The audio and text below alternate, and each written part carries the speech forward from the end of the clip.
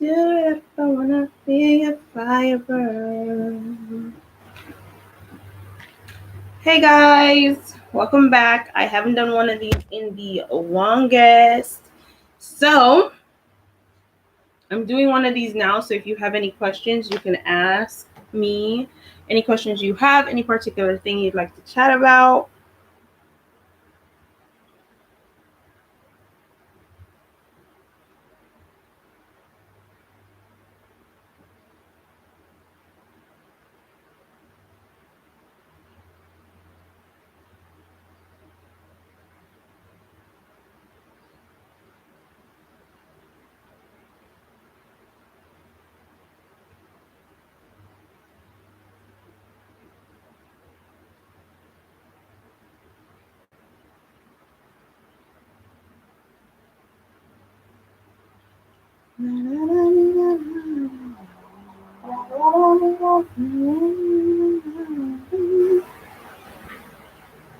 Thank you for the thumbs up. Please remember to thumbs up my videos.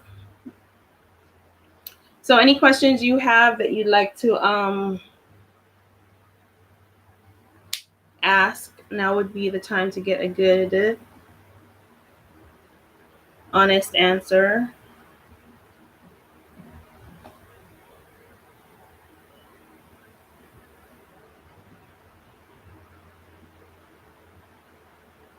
Hi, Dean. How are you?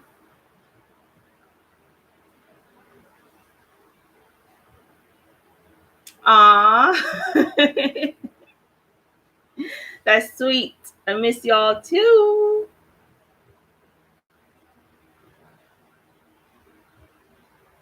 I'm doing good. Just here trying to get this live stream out, trying to get some information out there. Trying to see, what's on y'all's mind, what y'all want to talk about.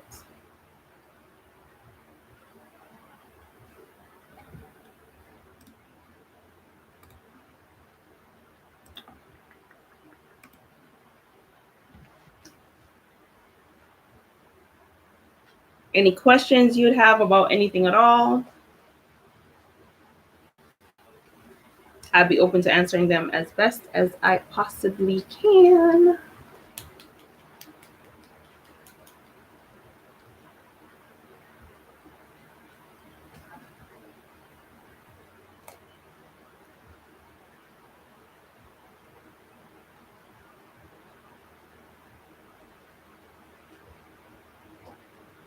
Really? That's nice. What are you doing out there?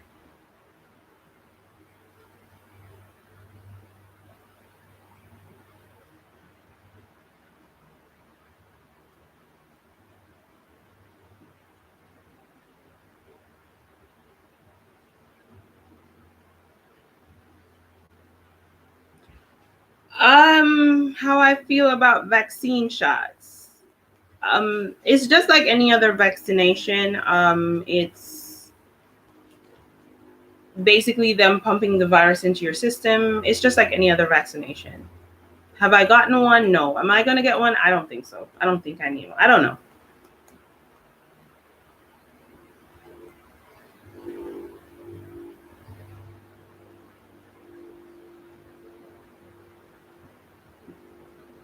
Thank you, Dean. Thank you. I'll try. But yeah, back to vaccination shots. To each his own. It's just like any regular vaccination. Is just them making the virus into smaller concentrated dosage and pumping it into your bloodstream, and having your own body natural build immunity to it naturally. So it's not necessarily them giving you, something that's going to fight the virus. It's them giving you the virus itself so that your body can better know how to combat the virus if and when it should be introduced to your system. So that's my take on vaccines. It's just like any other vaccination.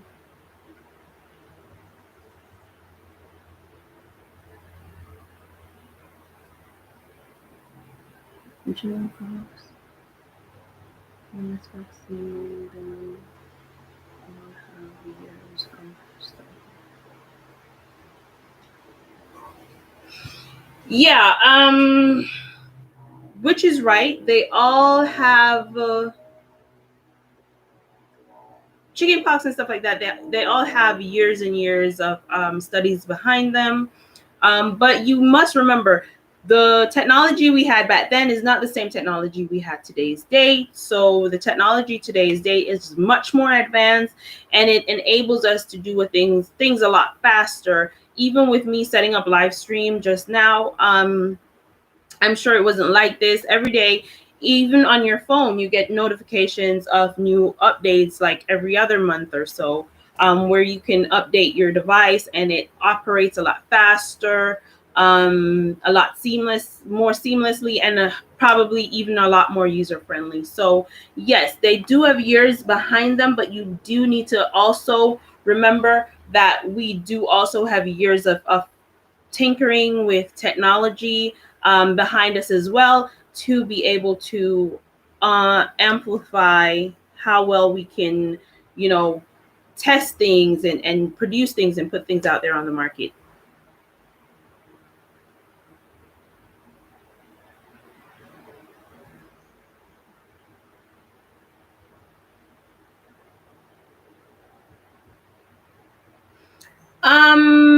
No, I don't drink hot water after every meal. And probably that's why Asian people live so long, because they do little things like this. And I do think, though, the warm element of the water does help to regulate your digestive system and help to regulate your body. So it probably does help. That's why they have detox now that clears the system out. So you do detox to clean your large intestines and to make room or make way to have your digestive system operate properly without, having all that backed up toxicity in your system. Ugh. But no, I don't drink hot water after every meal. I don't drink hot water. Please remember to share my live, guys. Go ahead and share it with all you can share it with. Let's get some more subs in today, and let's get that watch time going. But do you drink hot water after every meal? I take it you're Asian, seeing that it's Asian tradition.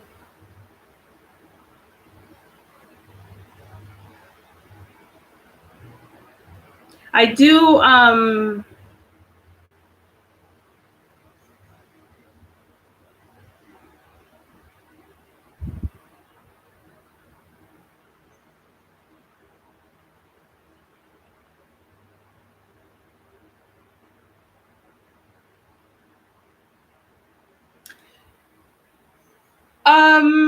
I'm into fruits and vegetable on a whole.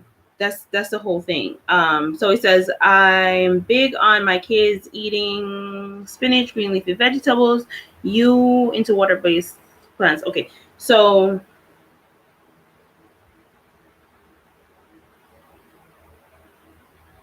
so you're a vegan. Okay. Just because you made reference to the Asian culture, and if I do that, I'm not Asian, so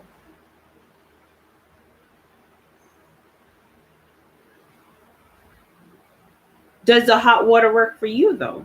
As it relates to fruits and vegetables, I do try to get my dosage of fruits and vegetables, because of the fact that it is um they do contain vitamins and minerals and iron. Especially green leafy vegetables have iron, lots of iron in them. So I do try to partake in a daily dose of, fruits and vegetables, because I believe mainly in trying to get my vitamins directly from the source, rather than taking the concentrated version, which are the tablets and stuff like that. But I'm not against taking tablets for vitamins. I will do those, but I prefer having my vitamins directly from the source, rather than something made in a lab, even though I do take the lab. Does your kids enjoy eating these water-based fruits? Just for you who asked me the question about the water-based fruits.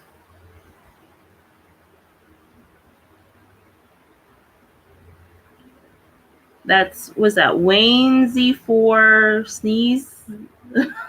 I don't know. I don't know if I'm pronouncing that correctly. Um,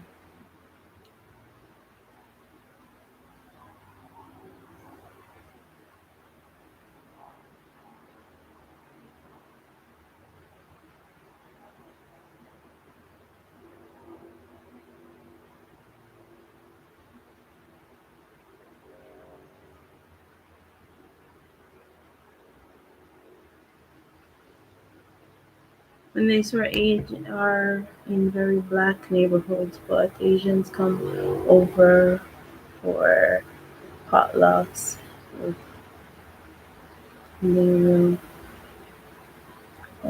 Okay, wait. Let me get this one. Asians are cocoa with black. I'm not sure why they push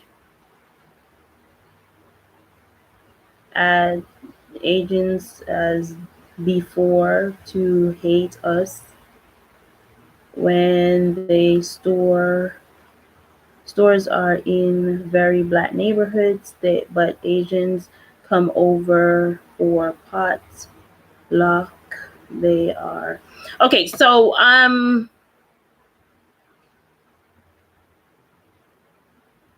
okay. So for the whole, that's race. That's kind of like a racial topic. I try to. This is me. I try to stay away from biblical, political, and racial conversations because everyone is indifferent with all kind of with how they feel about certain stuff and how they put certain information out. And I'm very passionate about what I believe. So and I try to stay clear of certain conflicts, especially when people are going to be real ignorant with it. But if we should be honest with each other, every demographic has every demographic has a colorist issue. Um, Blacks have it, well, not whites, because they deem themselves the superior race, but blacks have it, the Indians have it, Chinese have it, Hispanics have it. Everyone has colorist issues within their own general demographic. And the reason for that is long lines and years and built-in programming of your race being a lesser race than the white race. And that is mainly because, and we did this to ourselves, everyone is to blame for what is going on. It's not just white people that is to blame, although you do have some really shitty white people. And there are some black people that are to blame, because if we look into it, back in the day, Africa was a predominant, society. And we can argue all we want that, black people develop this, black people develop that, which is true, and I'm not knocking it. And we can argue all day that black people was the first civilization, but and white people were Neanderthals, and black people gave white people this education. But yeah, okay, fine, cool, that's good. But where are we now? Doesn't make sense, right? If you're telling me that you have put yourself in such a position where the Neanderthals are the ones that are above you, I don't want to downgrade our history, and I don't want to forget our history, and and I'm proud to be whatever I am, because I consider myself as a black woman, but I'm mixed with all kinds of stuff. Because firstly, when we were brought to whatever country we were brought to, the first thing that started happening was white men started raping and demoralizing black women.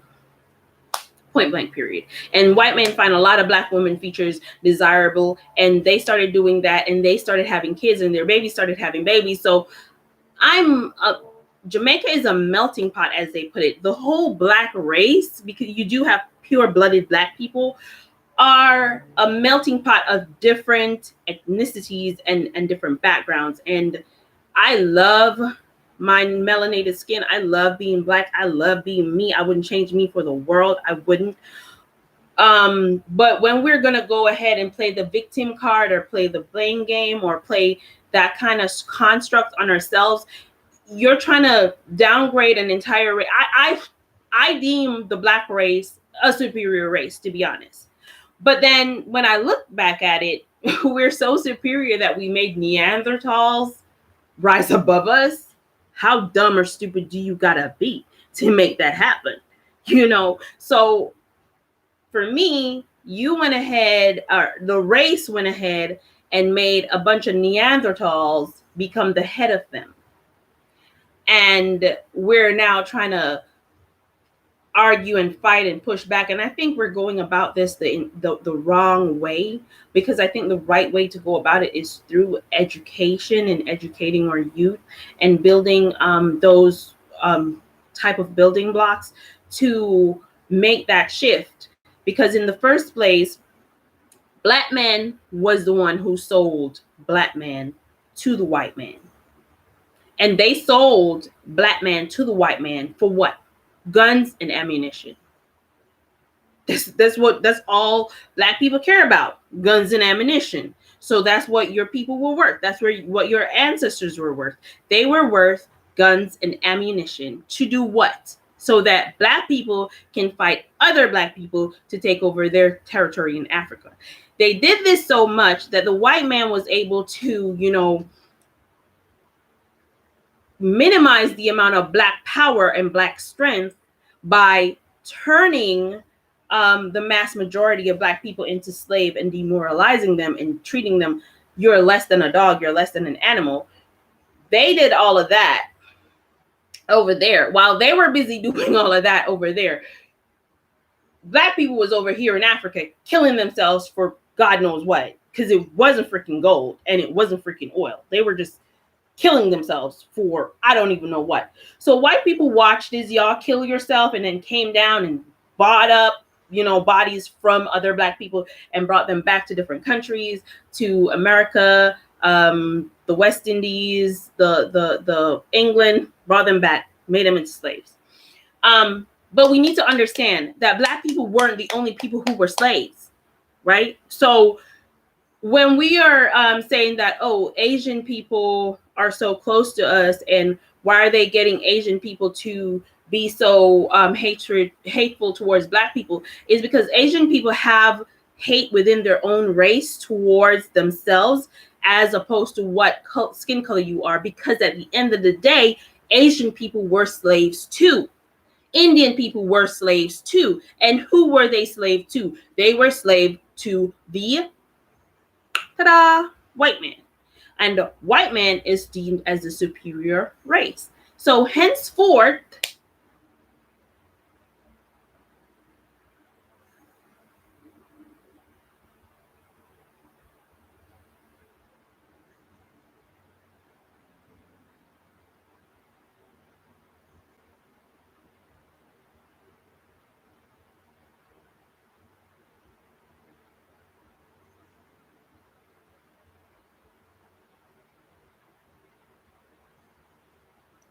well, that's what you should do. We just have to work extra hard, y'all, to bring ourselves back up, because we were the ones who brought ourselves down in the first place.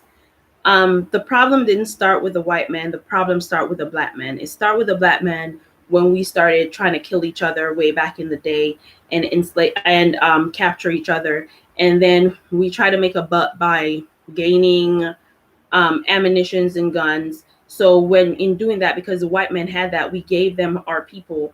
And so really and truly, if you get back to the roots, the root of slavery started with us. The Chinese were also slaves, and the Indians were also slaves, and they were enslaved to the white man. So to every race, the white man is the superior race. And because of that construct, you're going to have colorism within the Chinese, the Asian community, and the Indian community, and the Black community. And because of that, the Indians are gonna be racist against full dark-skinned people, because at the end, that's what they were taught. And as civilization grew, we tore ourselves down so much while the white man was busy building themselves from being Neanderthals to being superior. While we were busy ripping our communities apart, the white man was busy building his generational wealth, right? And while he was busy building his generational wealth, when the whole aspect of televisions and ads and stuff like that, they made sure they had control of that, because they were busy building their generational wealth. They were busy seeing the progression of the future in doing that. And the Black man is still busy trying to kill and tarnish and degrade a Black man. Black women are doing it. Black women are doing it to other Black women, and Black men are doing it to Black women and Black men, where we don't want to see our own race win. And that's one of the issues.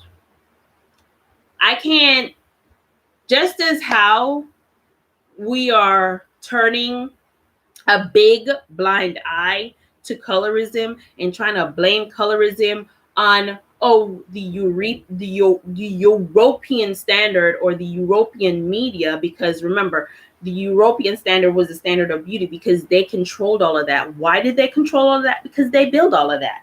So I mean, come on, you have your house, you built your house. Are you expecting your cousin's cousin to come over and start running your house? No, you're going to have your rules into play. You're going to have your own hierarchical status into play, where you're going to say, okay, this is the head of the household. This is that. This is how I want to see things done. And once you set that up in place, where this is how you want to see things done within your household, whatever visitors you have come over into your household, they are the ones who are going to they're going to abide by your rules or leave. Now, we Black people, Chinese people, Indian people, we empowered white people. We gave the white race, the white community, this power over us. And you think that marching up and down Black Lives Matter is going to win you back that power? No, you're going to have to work your ass off. Just as how if you were in school and you spend your entire days in school just idling and chatting with your friends and not paying attention to the information that is being put in front of you, and you come out of school not learning how to read, or you enter into high school not learning how to read, but then you realize, oh shit, I need a degree to be the doctor that I want to be. And in order for me to get that degree, I need to know how to read. Now, remember, you wasted your entire primary, preschool years all the way up until high school. So now you're in high school not knowing how to read. You're 16 years behind. Well, no, not 16. You start high school at what? 12? So you're 12 years behind these people who are in front of you. It's the same thing with slavery. We put ourselves in a position where we are 100 years behind.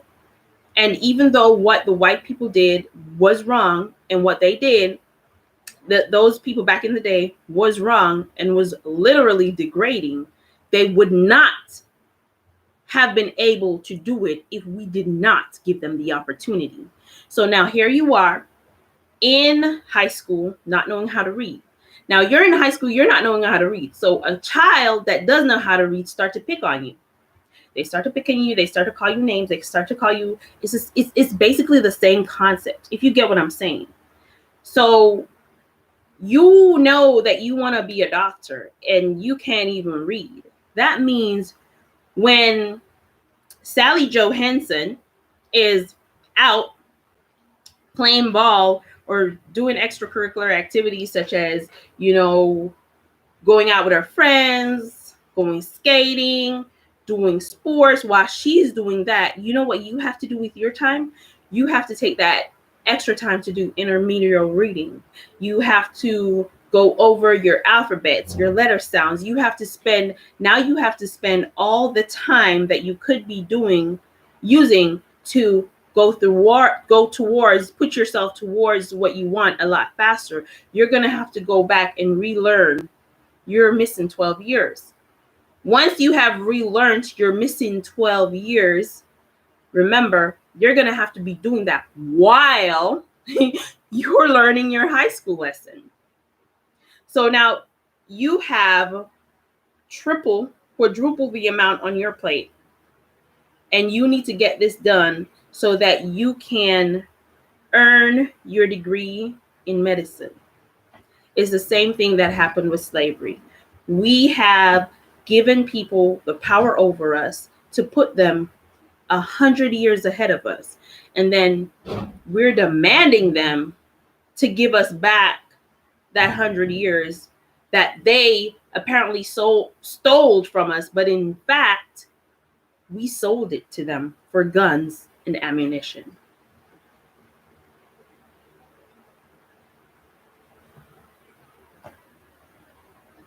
So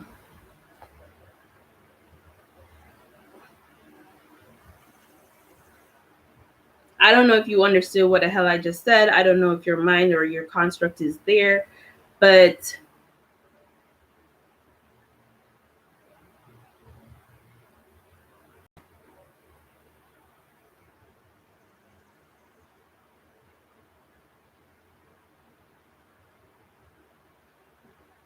well, I don't know if you understand the whole construct or the whole concept of what I'm saying, but basically taking time out of your day to make a bunch of noise is not going to change your present, and it's not going to change your future, and it definitely ain't going to change your past. So we need to think wisely of how we go about things today. Yes, it is harder, and yes, people do have a step up on us, but it's our fault too. That's that on that. Any other questions?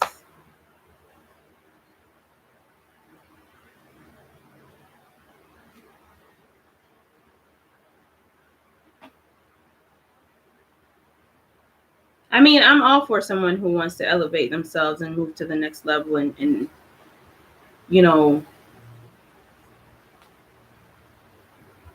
try to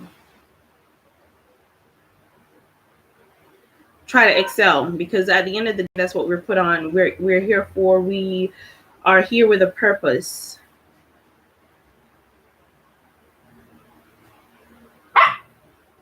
What lifestyle? What lifestyle of adult entertainment?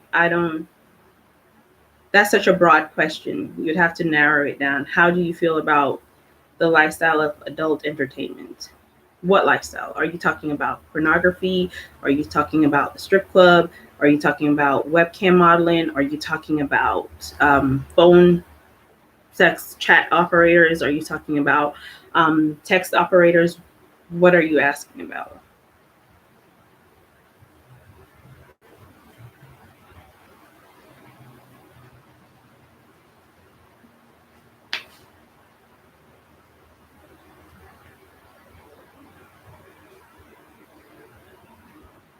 That's too broad of a question for me to start opening up about. So if you could just narrow it down a bit, I would gladly answer.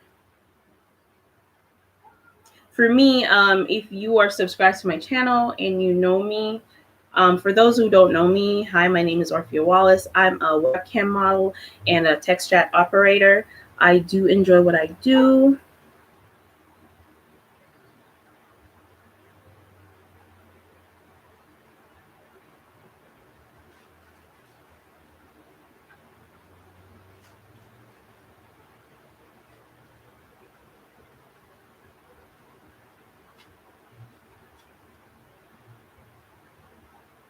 All right, let me just quickly answer this one before I go on to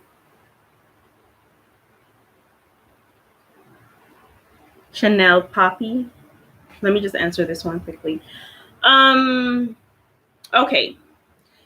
Stigma as it relates to an adult entertainer. It doesn't matter what field you work in, there's gonna be a stigma.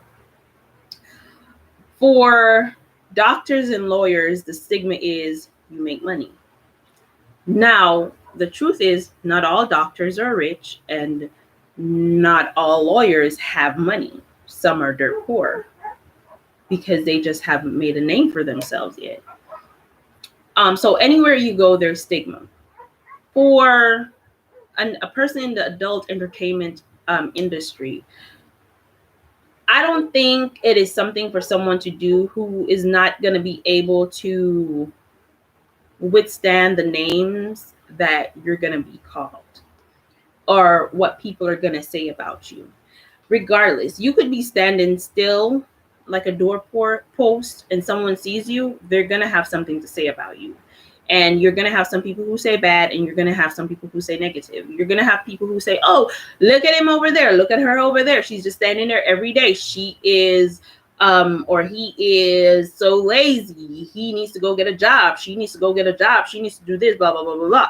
And then you're going to have some people who go, oh, look at him over there. Look at her over there. She minds her own business. I like that about her. You know, stuff like that. So it doesn't really matter what you do. People are going to have things to say, and they're going to have bad things to say, and they're going to have good things to say. It is how you perceive those things and which one you choose to allow to get into your mental space. That is the issue. Now, if you're not a person who is mentally capable of handling certain situations, then I would say the adult entertainment industry, so don't get into it. But if you are a person who, you know, you feel like it's something that you want to do, then by all means, go do it. No one should tell you how to live your life, because at the end of the day, I don't need to wake up to your ass in the morning. I need to wake up to me. You know, when I wake up and I look in the mirror, I don't see your face. I see mine. When I go take a shower, I'm taking a shower with me, not with you. When I was born, I was the only one who came out my mother's vajayjay. Just me. There was no you, right? When I go down into that pine box, into the earth, your ass ain't coming with me. That's just me. If you realize your entire life construct, it's just you. Even if you are twins, yes, you have someone in the womb with you, but the doctors can only take you out one at a time. Make sense? So if you're not able to withstand, you know, being in the adult entertainment industry, you're not mentally ready for it, then that's not a place for you. For me, like for cam models, I think that webcamming is can be the most loneliest job in the world. Even though it can be the most lucrative, it is also the most loneliest job because of the fact that you are just there. There's no coworker to, you know, communicate with or say, ha ha ha, look at this, blah, blah, blah, blah. Unless you know a few people who do camming as well. And that's one of the reasons why I developed this channel. I wanted this channel to be a safe haven for all cam guys and girls. We can link up and have good conversations and talk about our experiences and build each other rather than tear each other down, because society does that enough already. So that's that. So I feel like the forest care system is a form of enslavement as well. I feel like this was the only way I can get money and provide. To be honest with you, every system, every single system is slavery. It doesn't matter. Your entire life, you're going to live and die in slavery. So we're talking about freedom and we being free. Your ass ain't free. Your ass is for sale. It's just who's the highest bidder. And my thing about that is you live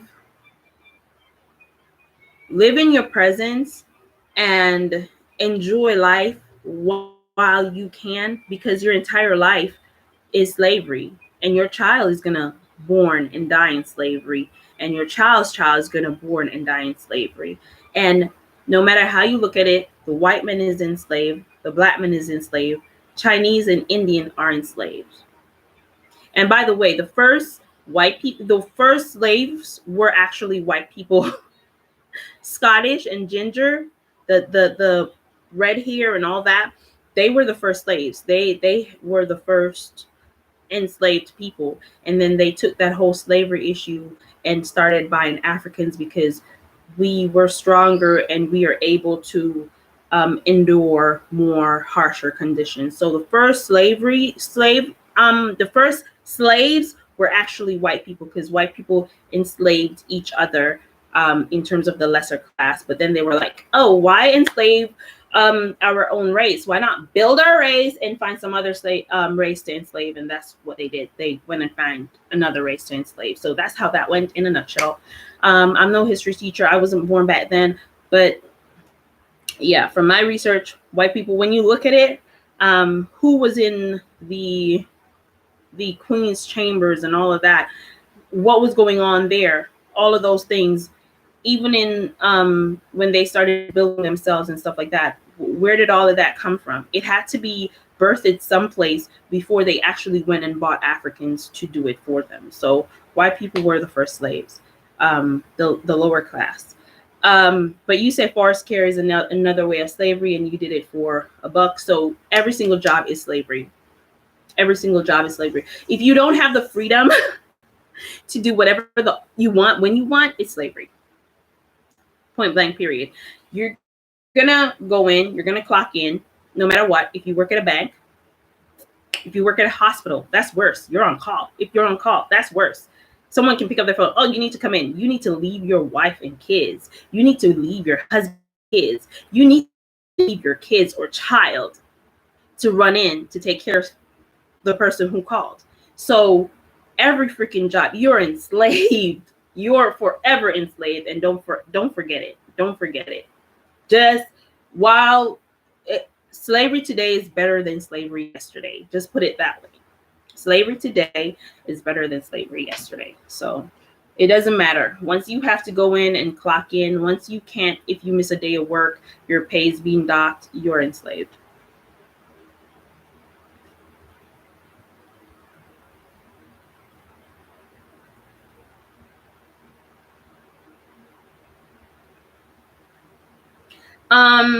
You're talking about the sex industry is the most profitable industry in the entire world.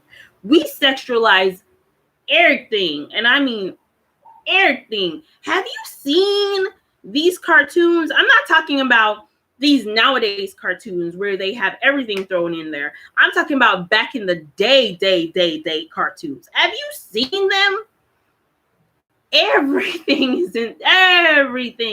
is sexualized. And the reason why it is sexualized is because sex sells, baby. Sex sells. So it is a well over profitable industry from the get-go, from the jump, because your child is being introduced to sex through these cartoons from day one. So sex is embedded in us. And literally, that's what we were put on earth here for, to procreate, and how you're going to have kids if you don't have sex. So why do you think Playboy was able to do so well? He was selling sex. I mean, look at the commercial, the eyeglass commercial. You're looking deeply into the girl's eyes. She's accentuating her eyes and her cheekbones and her lips. And you do know that the lips is basically the direct representation of, a nana.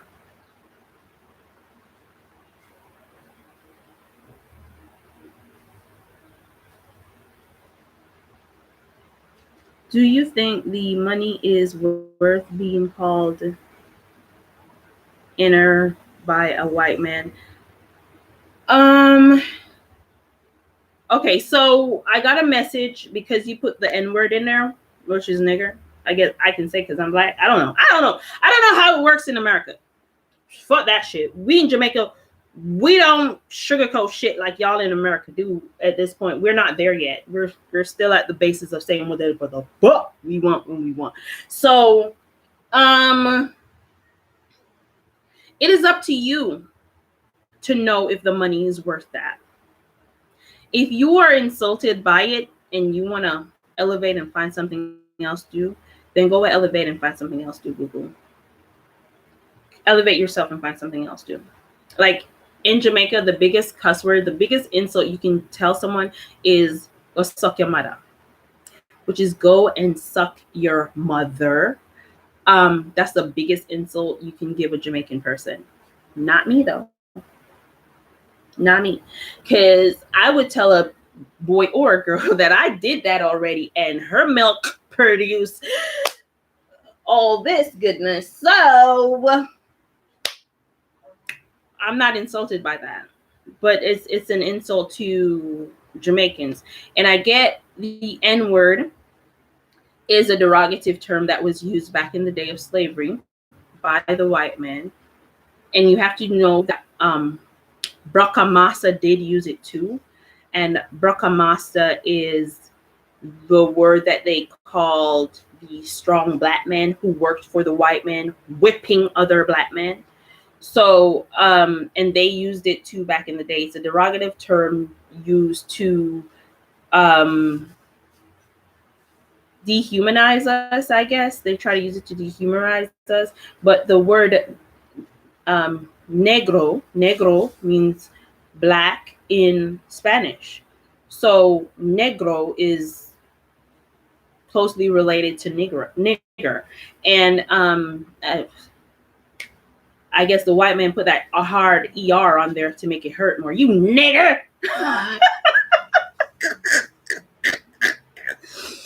I would just laugh to his face and show him I'm not insulted by that. You can call me nigger all you want, bitch. You still gotta pay me. Just like a person would say you a hoe or you a prostitute. I'm like, yes, and you are so freaking peeved by that because you fuck for free and I get paid. Oh my god. That's how it goes. Which I don't have sex for money, but if someone tries to call me a derogative term, I accept it. I don't go against it. I don't fight it. I'm like, okay, cool. You ain't putting nothing on my table and you ain't taking nothing off my table, so we cool. But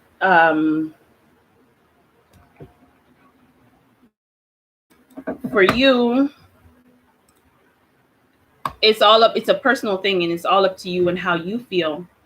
And if you feel like it's degrading and something that you don't want to be a part of, then don't ever stand and be disrespected by someone. If you take offense to it, don't ever stand for that. Leave. Just find something else in the meantime and go. I'm not telling you to leave your job and not have a way to feed your family. I'm telling you to find something else and then leave. He's just going to replace you anyways with another nigger. What can I say? He's just going to replace you. He's just going to replace you. Either he's going to replace you with a whitey or another nigger. Someone he can call nigger so he can feel superior. He can say nigger. I wonder if they hear themselves. It sounds so hilarious to me. It makes you sound dumb. It makes you sound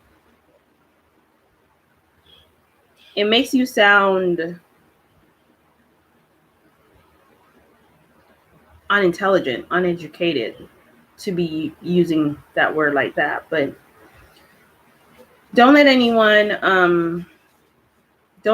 intimidate you. If you take offense to that shit, then do something about it. And I don't mean go, attacking the man. Just elevate yourself. Use it as a stepping stone.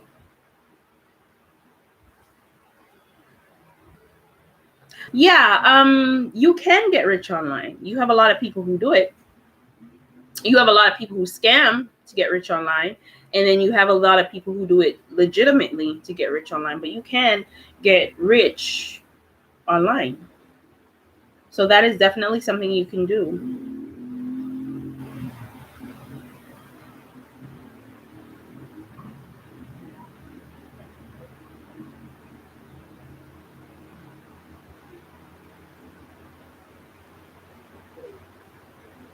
Well, okay, so you're asking him if he's white because he couldn't say anything like that too. All right, let me just show all these comments. Someone is sending me an eggplant, and I don't know if that means he wants to give me, heads or something, but thank you if you want to taste me. Thank you, Nicholas. Thank you so much. Okay, so I don't think let's say Poppy shorter. I'm Jamaican. Sorry, we shorten everything. Normally, we would call you by your occupation. So, thank God you're not a plumber because that would be your name, plumber. All right. So, Poppy, I don't think Poppy is saying he's asking, do you think the money is worth being called a nigger by a white man?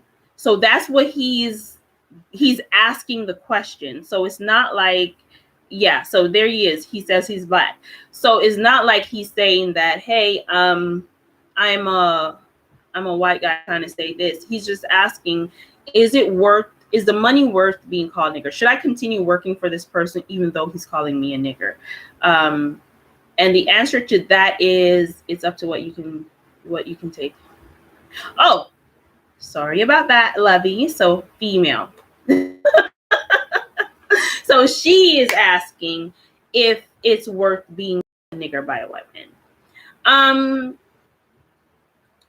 okay, so I'm gonna give you a short backstory on myself. Um, so when I first came to Montego Bay, right, I started working in the call center industry. And from a long time ago, I was able to mimic a white person's accent, different from I was able to mimic an American accent, a white girl accent, a black American accent, and even so, an English accent from a long time ago. Now, when I first came to Montego Bay to live, there was not jobs out there, and you have to have connections and links and know people in order to get a job, because to get a job, it's not so easy. It's not writing a bunch of resumes and someone is going to call you. No, that's not it, boo-boo. You have to have connections, because they're going to give you a bunch of bullshit as to why you're not going to get the job. The easiest job to get into was the call center industry. Now, I've worked in the call center industry before while I was going to university in Kingston, and that's Kingston, Jamaica. And so when I came here, I got a job at a call center. Now, I didn't like, hold on, one moment. Oh.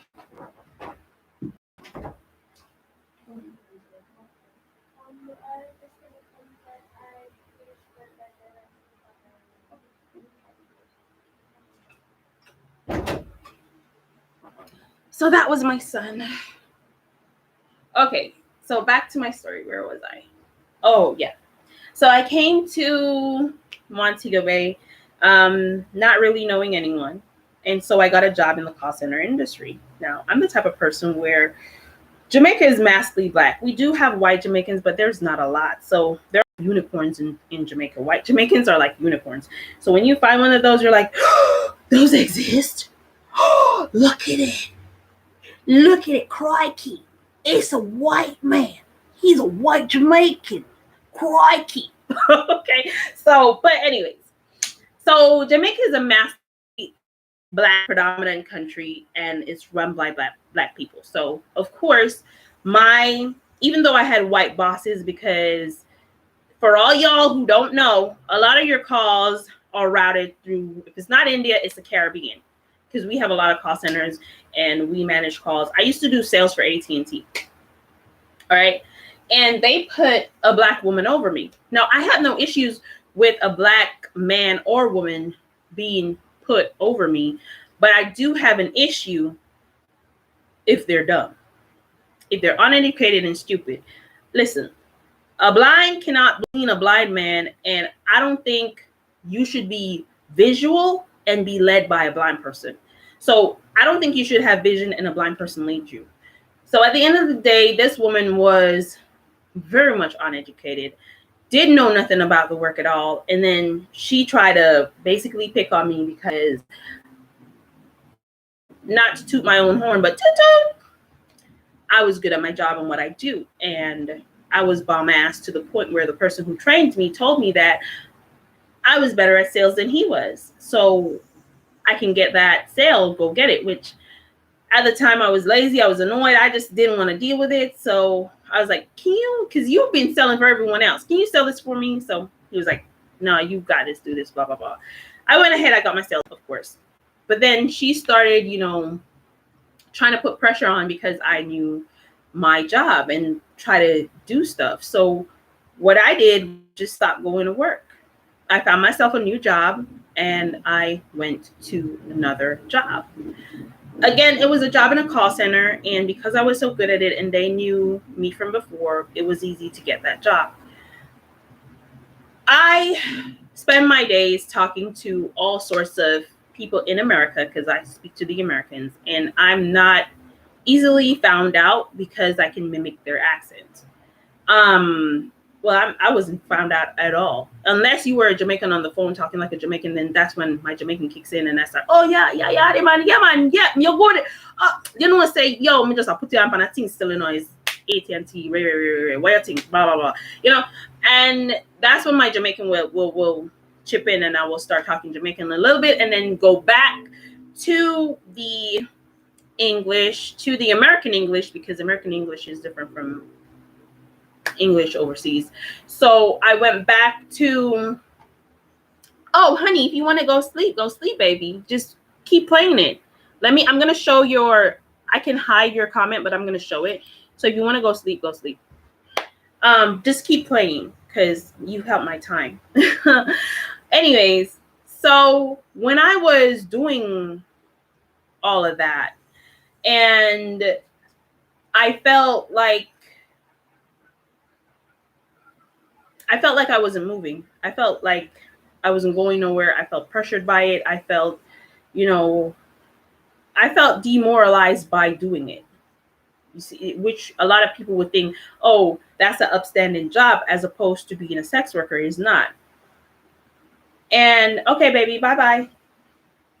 And so what I was saying was the fact that I was in that industry and I didn't like it. What I did, I revamped.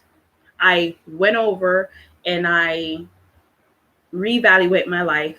I reevaluated what I wanted, and I went ahead and I started looking for things that I wanted. I wanted a managerial position, and so I started working towards gaining a managerial position. So to make my long story end,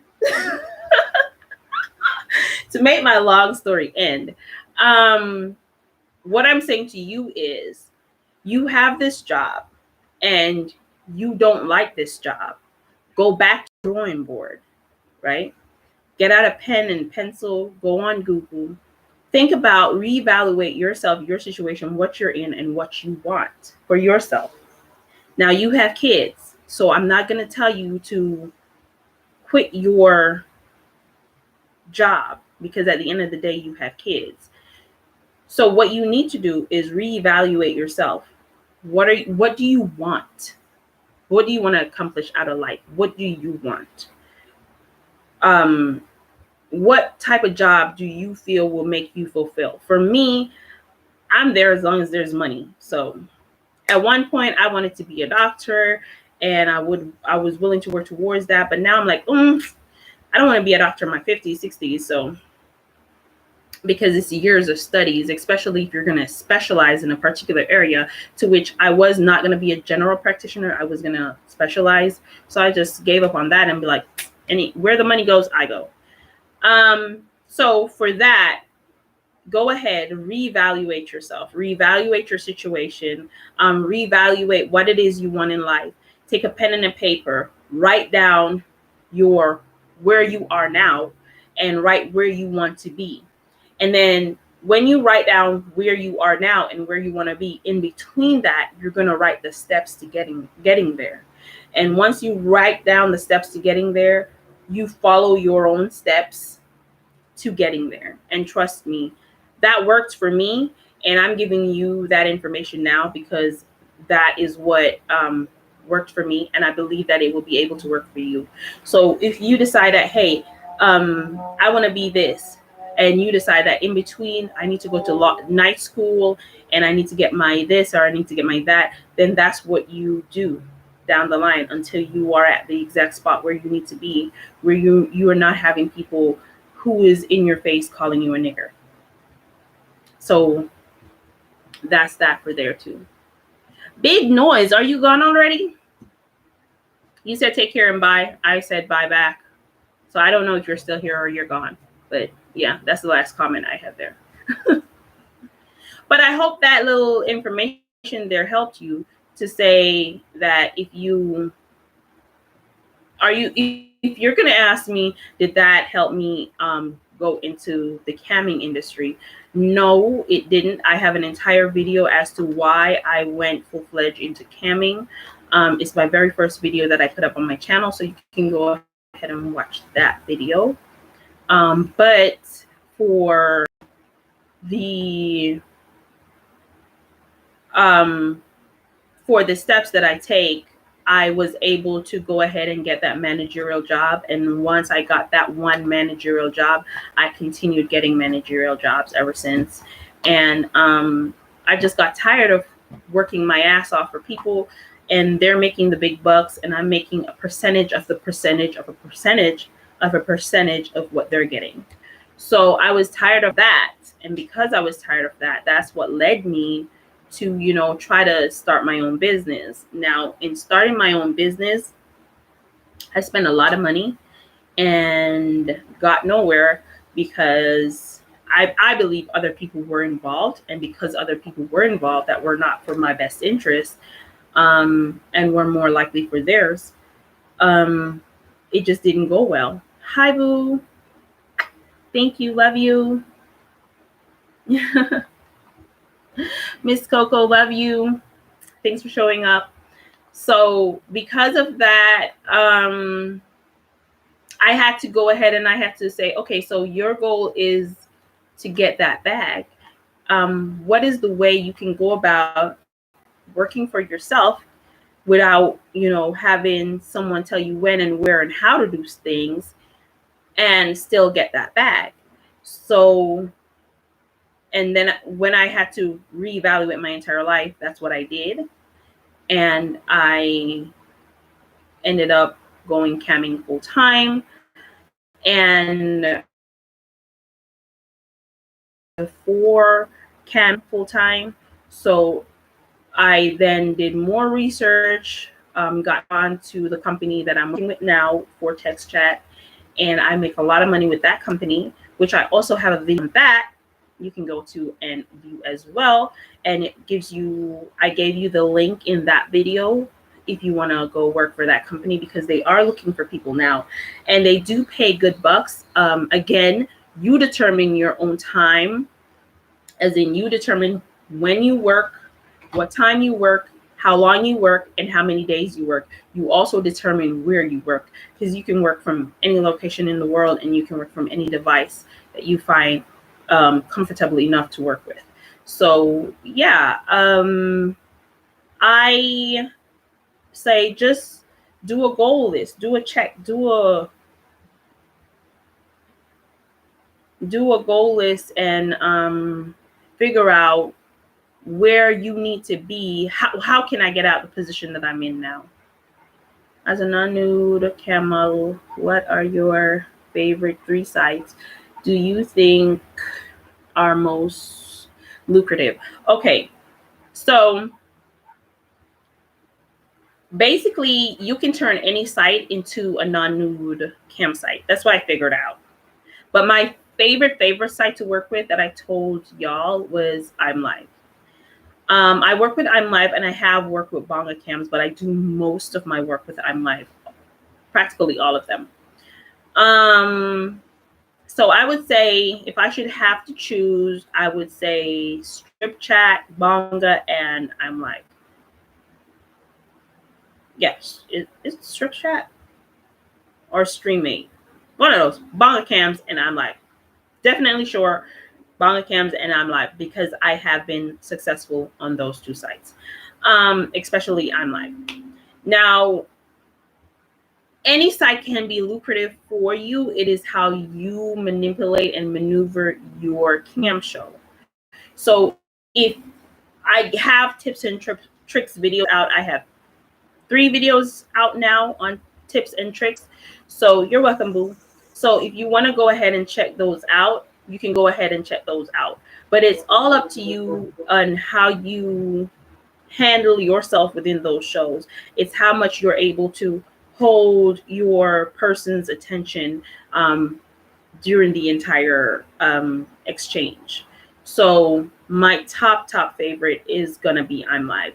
Now, Live Jasmine, I have heard of Live Jasmine and I have tried signing up for Live Jasmine, but Jasmine wants you to be have more professional photos, while ImLive will take your raw photos. Like you just take a photo from your cell phone or from your camera or whatever and post those up on ImLive and you can get through real quick. Live Jasmine wants you to spend your money, whole 9 yards, and do that. I couldn't be bothered with it because I'm saying if I have a new cam girl coming up and she is starting off from scratch with nothing, I could not recommend Live Jasmine for her because then she'd need to start spending money before she starts making money. While with other campsites, the only thing you need to spend your money on, first and foremost, is a decent laptop. That's it. What is the Intel Core processor again? Ooh, I have it in my other video. It needs to be higher than a 3. That's for sure. This one that I have is a 3, but it needs to be higher than that. Intel Core processor 5. Yeah. And when you start making money, then I would say invest in like your webcam, as in your web camera, external web camera, where you can do split screens and you more than one site at the same time. So yeah, Miss Coco, you deleted your message. Why is that? So yeah, you can start investing in your microphones, your external microphones, your external cameras, and stuff like that. So you can do an entire live stream on there as well, if you want to, and just put cameras up around your house, so that they can watch you doing your everyday stuff, and that will generate income as well. That's if you want to go hardcore into it.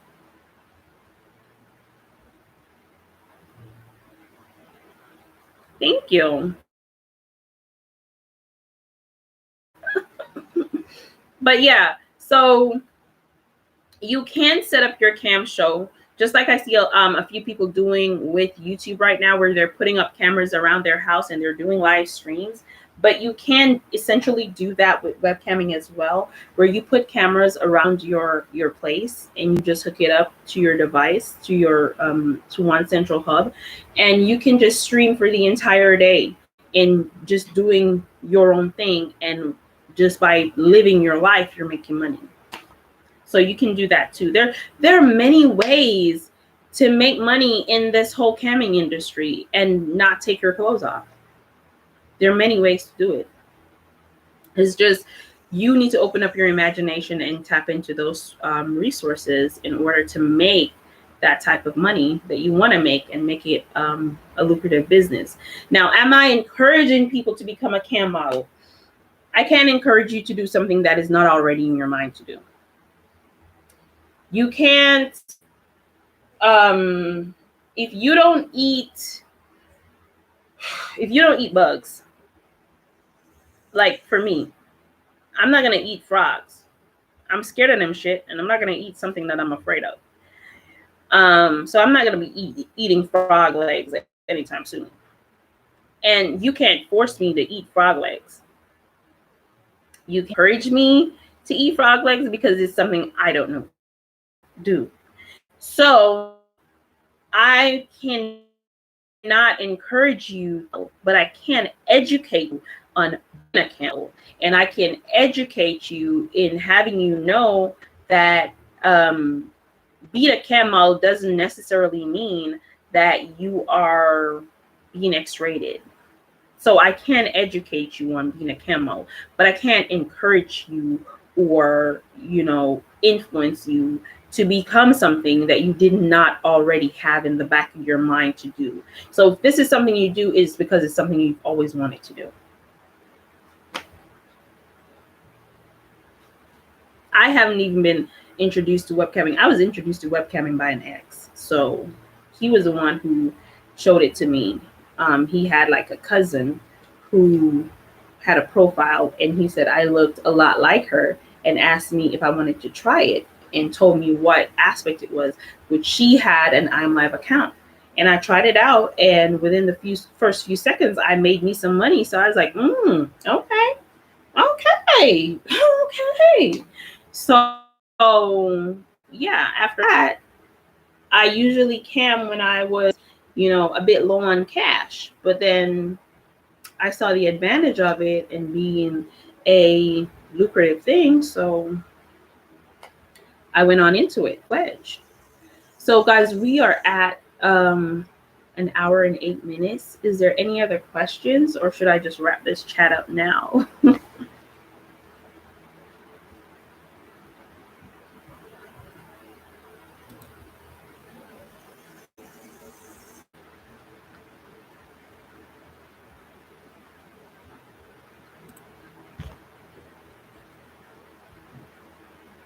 Do we have any other questions that you would like to ask me? Anything at all. Can be on camming, can be on whatever work you do. It can be anything at all.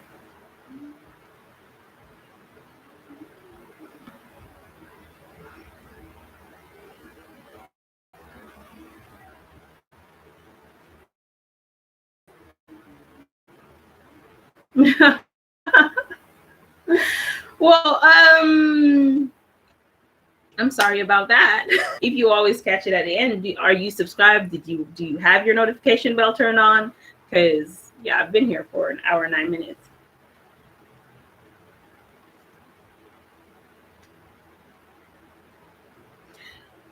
Okay. For sign up purposes, you are going to need your you're going to need a laptop for sign up purposes. But after you have signed up and you're in, depending on the site, I know BongaCam does it and I'm Live does it, where you can basically, I'm looking at my dogs. I can see directly outside, you guys.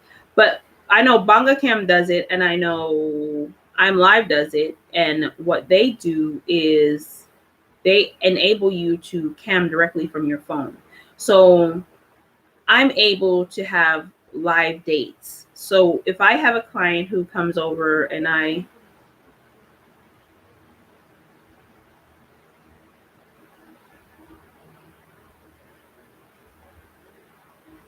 I don't know if it's because you're subscribed to many people. I don't know. I don't know. Unless everyone is live streaming the same time I am.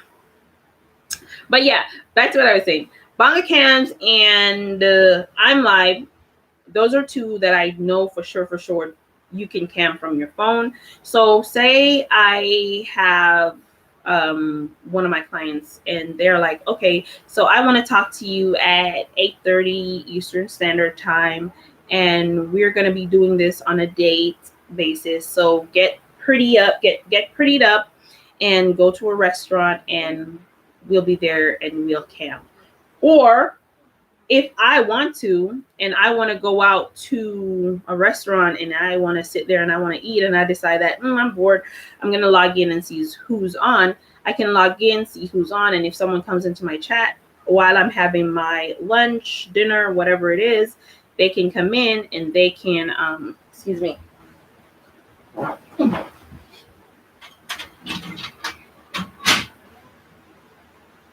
So yeah, they can come in and they can basically enjoy my company as I am, and I theirs as I am eating.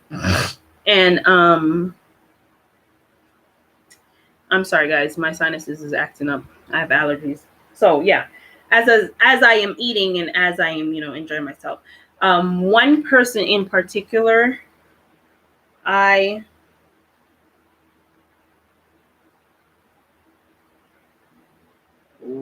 hold on, what's this?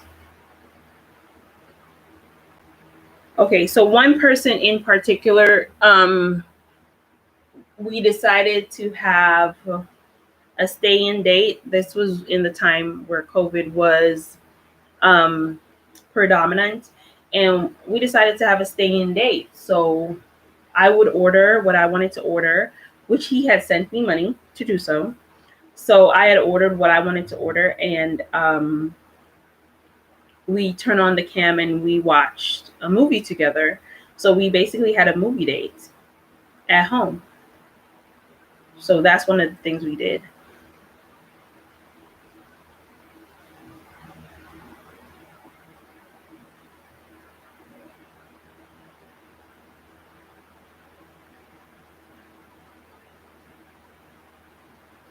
Oh, no, if I had access to that, I would be selling it.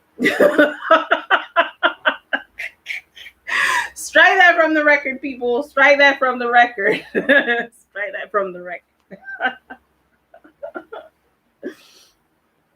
Yeah, no. But I trouble with sinusitis, so if I see me scratching my nose, it's because I don't want boogers hanging out. So I don't want that drool hanging out where you can see my booger.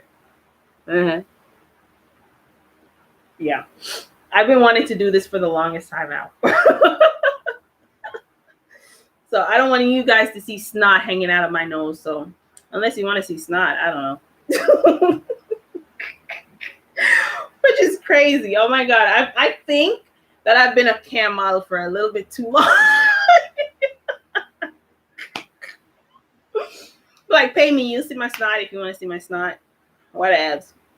Like, some people, they sell underwear. Some people sell their underwear because some men love to sniff underwear. So some people sells their underwear. So that's one way of making money through camming as well, by selling your garments, creating shows for them to watch.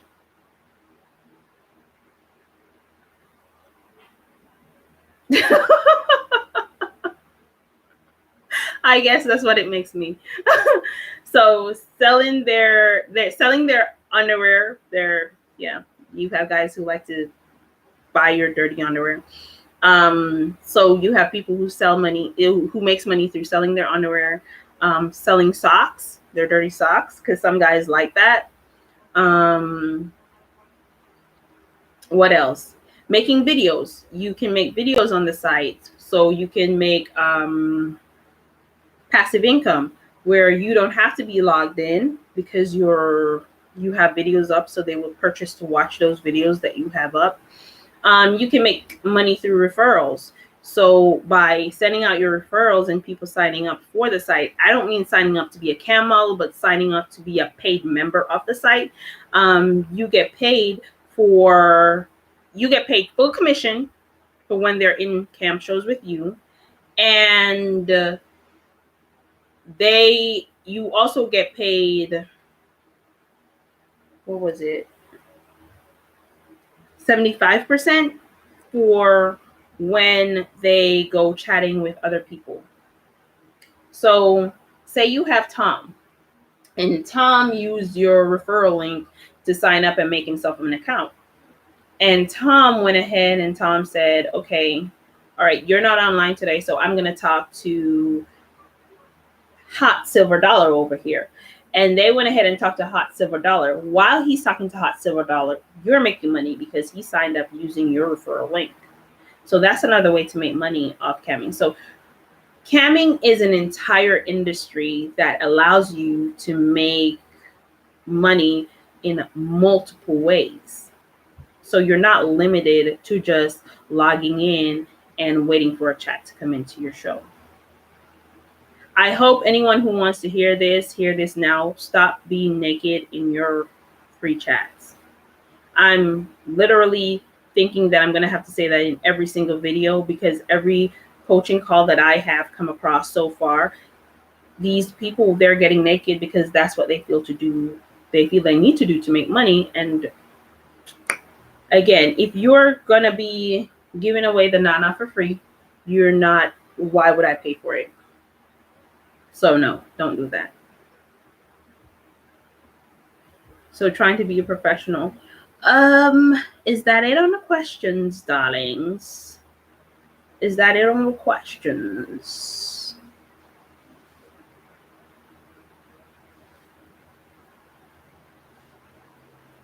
The length of the lives, boo-boo, is all up to you. The length of my lives are all up to you all. Let me see this. You see, I got a notification here.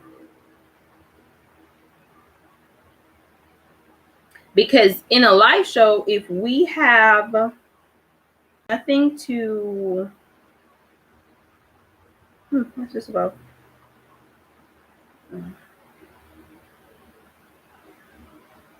Yeah, in live shows, if we have nothing to talk about, then if I have nothing more to say and you have no questions to ask me, then that would end the live, wouldn't it not?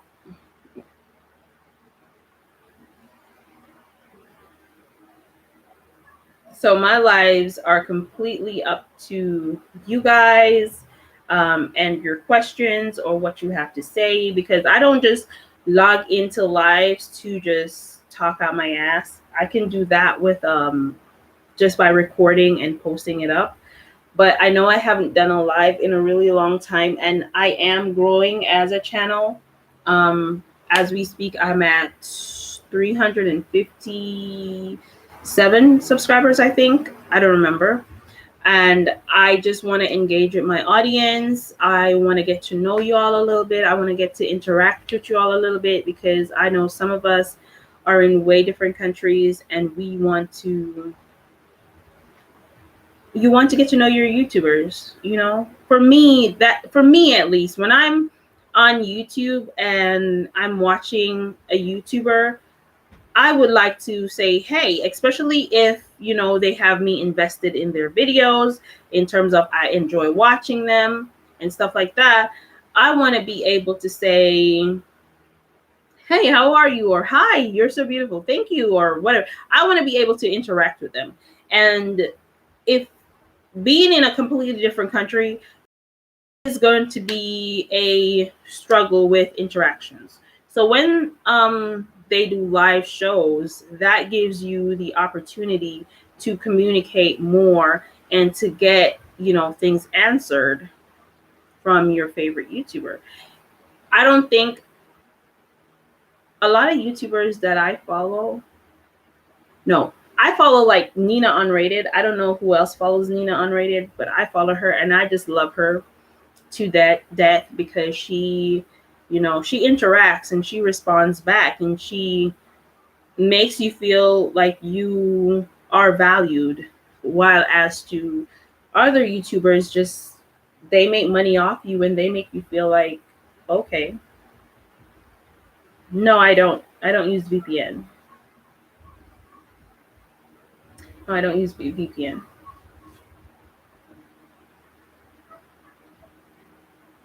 I try not to complicate things and complicate what I'm doing. I try to make it I try to work smart and not hard. And I don't I don't have a need for a VPN.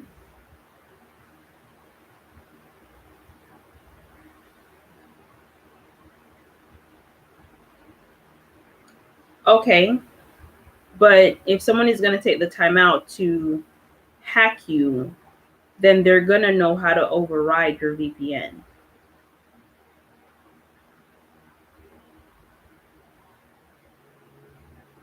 They're going to know how to do it. If someone is that skilled into it, so many people are using it that they're going to find a way to go around it. That's just how the human brain works. I mean, if there's a problem to us, we try to find a way to solve it. And if my problem is trying to get beyond a VPN, then I'm the best believe I'm going to figure out a way to get above and beyond your VPN.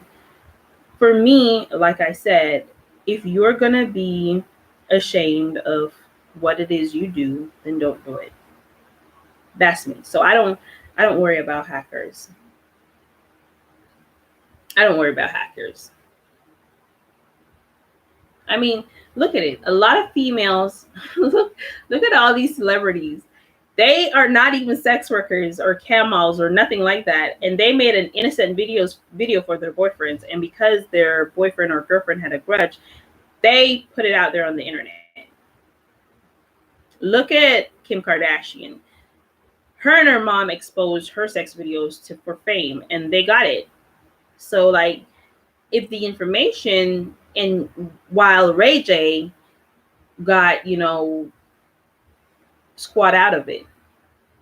So, all he got was blamed for putting it out there. And I don't think he put it out there. I think they put it out there to build her fame, because she was told by Paris Hilton that putting out, a sex tape is the best way to rush your way to fame, because back then it was so frowned upon that when you do it, it gets highlighted across the news. And that's how she blew up, by doing something that was considered shameful or embarrassing. And that's how she blew up. Now she's making millions off showing her nana on tape.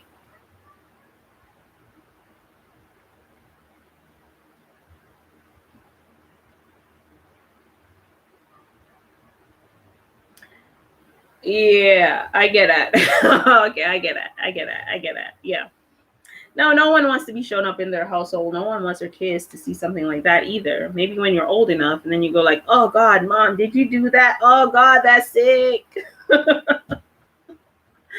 But I'm a firm believer in anything you do in the darkness must come to light.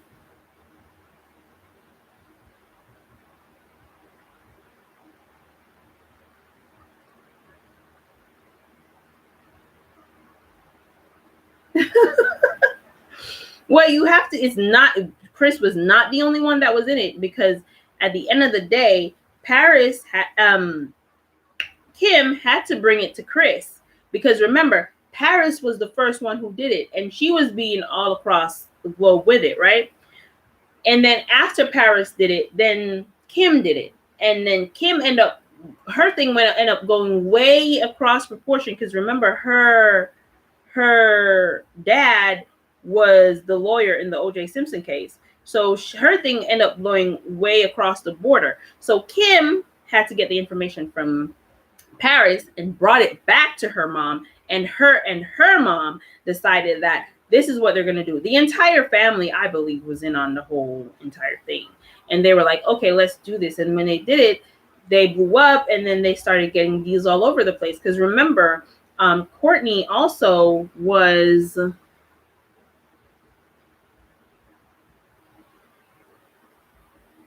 Yeah, she was. So Courtney also was... Courtney was doing reality TV shows. Her thing wasn't getting anywhere at all. So while Kim was doing reality with Paris, Courtney was also doing reality, and her thing wasn't getting anywhere.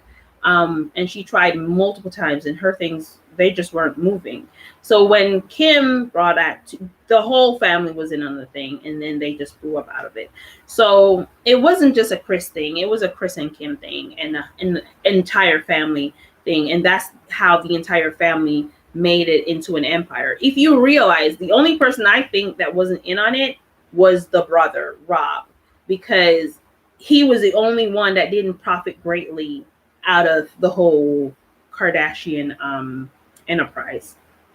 So yeah, they were all in on it. And hell, they made after she made her sex tape, so many other people made sex tape after that it just became a normal thing. So no one is blowing up off sex tape anymore because been there, done that. Kim made a whole entire career out of it. So come with something new. I don't even know what new they need to come with to make it big, but I don't blame her. No shame, no game. No, I don't blame her. Get your coins, get your bag. And she did. And now she's what? She's studying to become a lawyer? Goes to show. So I would say, do you, boo-boo. Do what you have to. Do what you are comfortable doing and how you're comfortable doing it. Apart from that,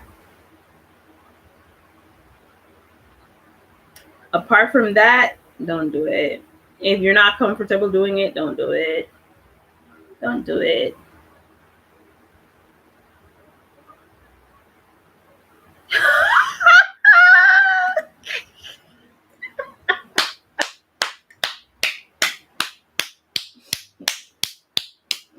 Exactly.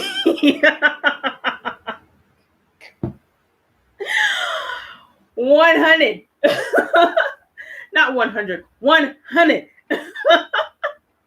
The broke hoes are mad, and they're gonna be mad, and they're gonna stay mad. And that's why some of these people are so mad at strippers, cam models, hookers. They're so mad at these women because they're getting paid for what they're giving out for free, and they're mad at it because their boyfriends at home isn't even buying groceries put in the house. Meanwhile, you're over here, the guy's not even touching your boob, and you making bank. They mad as fuck. Exactly. They give it away for free. And so they're hella the top, over the top, mad at the fact that, listen, boo-boo, you getting paid. I'm not getting paid shit. I have to have sex with him while I'm hungry. And when I'm done, I'm still hungry. Okay, I'm dying, girl. Stop it. Coco, stop it. You're pulling me out. Stop it. Stop it. You need to stop, girl. You need to stop. It's gonna always exist because men are always gonna pay for sex. They're always gonna pay for sex. You think a man wants to deal with her nagging ass just for some pussy? No. Just for a little cunt? No, he's not. He's not gonna deal with her nagging ass. He's gonna come and he's gonna pay your ass for it. And you know what? You gonna take all his money. And then she gonna be mad because she's sitting up in the house broke and hungry while you were just counting bands, You're just like, yes, girl, yes. You know what this dude said to me? Ooh, he said he wanted to lit me up. Oh, some of the things I can't even say. Some of the things I can't even say. But she's going to be like, oh, he wanted me to stick my tongue in his booty hole, and I did it. And now I haven't even, I need a new pair of shoes, and I can't get it. And I don't know what I'm going to wear to go to work so that I can make this money to feed him after I done ate his ass. While we over here, because this is my life, y'all. While we over here going, really? So when was the last time you had sex? And he's like, oh, I had sex with my girlfriend this morning. I'm like, what did y'all do? Because this is literally some of my cam shows. Like, what did y'all do? And he's like, oh, she did this, and I told her to did that, and she did it, and but she did that. And he's like, yeah, and I was like, mm-hmm. And while I'm doing all of this, you can see my little camera with the money just rolling. The money's just rolling. So he's telling my ass what he made your ass do, and my money's rolling while you up there trying to figure out how you're gonna get a new pair of shoes to go to work, while I'm hearing how much you licked his ass for nothing.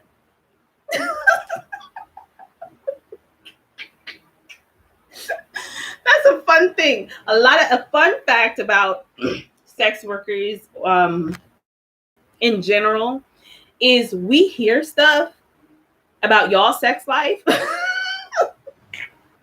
that we don't even want to know.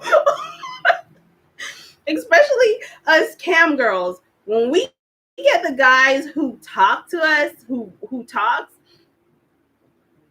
they be telling all y'all dirt, all what y'all have been doing, how many girls got up in there, how many, all that. So y'all's crazy. These bitches be crazy, calling me a hoe, calling me a prostitute, and you the one licking his butthole. You got his tongue up in his boo-boo, and I'm the prostitute here. I'm the hooker here. Okay.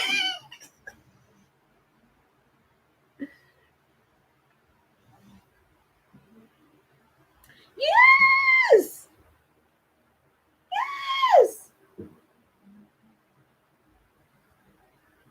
Exactly. They telling us the truth while you getting lied for free. We getting paid to listen to the truth, and you're getting lied to for free.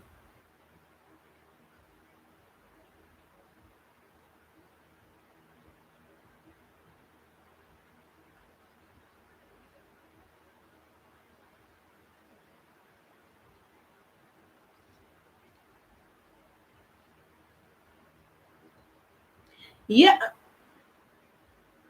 girl, exactly.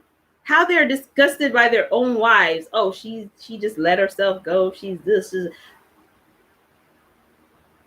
She doesn't know how to pleasure me. She doesn't know how to please me. She does. And listen, all of this is talk. All of this, we're just getting paid to listen. We're like a nude therapist.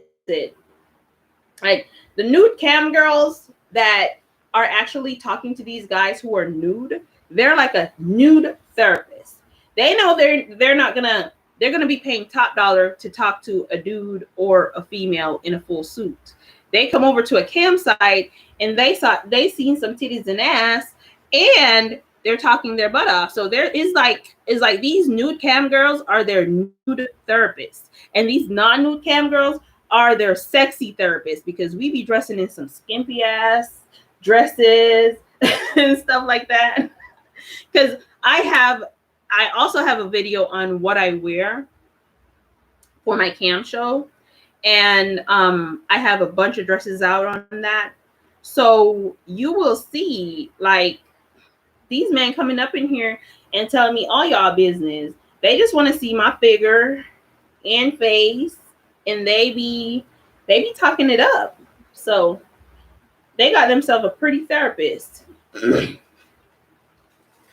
Yeah, they're very disgusted by their wives and the gain, the weight gain, the baby weight gain.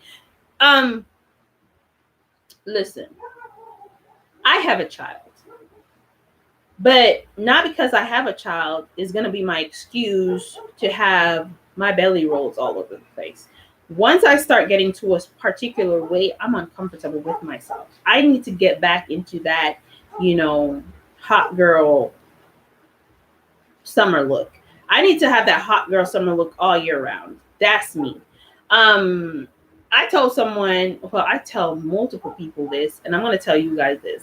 I have a son, and when he gets older and he gets out, I'm thotting this shit up. I'm thotting it up. I'm sorry. I'm thotting it up. I spent how much years of my life raising your ass? You're big, you're grown, go out there and make your life. Your mom is a thought. Yeah, that's what I want to be, straight up. I thought making coins. And yeah, we are their sex therapists too. Exactly. Best money. Best service money can buy for them. Women, especially girlfriends and wives, should thank sex workers. To be honest with you, thank you. To be honest with you, um, the the wives and the girlfriends should actually thank cam models in the sense that once your man is done jerking off to like a live girl, that's it.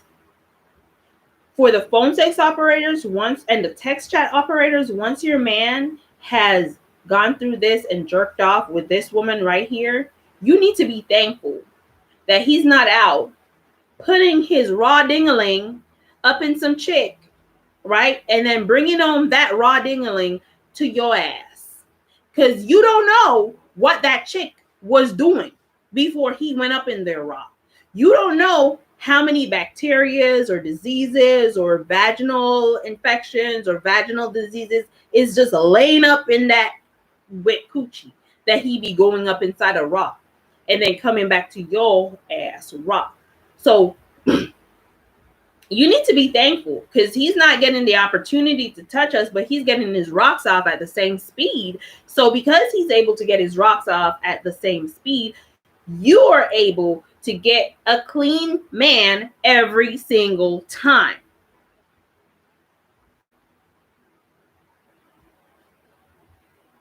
So you need to, they ass need to be thankful for that. And here's some of the funny ass shit too. They don't know we be sitting up in these cam shows telling them not to leave your ass. We be sitting in these cam shows saying, no, don't, she held you down through this or she did that or whatever, because we listen to their stories. Don't think we don't listen. We listen. That's how we make our money. And we be telling them, no, don't leave. Give it time. Oh, remember, she just had a baby. She needs to work on that. You need to help her work on that. You know, we be coaching them through being more considerate to your dumb ass who be looking at us like hoes and prostitute. And these hoes and prostitute up in here telling your man to stay with your ignorant, ugly ass. So, yeah. Ooh, child. Ooh, child. What else would turn us on? What else? You think it's that deep? That deep? We see so many D's in a day that you show us a D is like mediocre. I've seen better. Boo! We've seen these from all over the world. All over the world. We've seen long D, short D, little D, stubby D, turtle covered D. We see clean D, pretty D, ugly D, bumpy D. We see D. We see D all day. We see D all day, right? With our job. So when a man rolls up and he's like, "Oh, look at this D," we're like,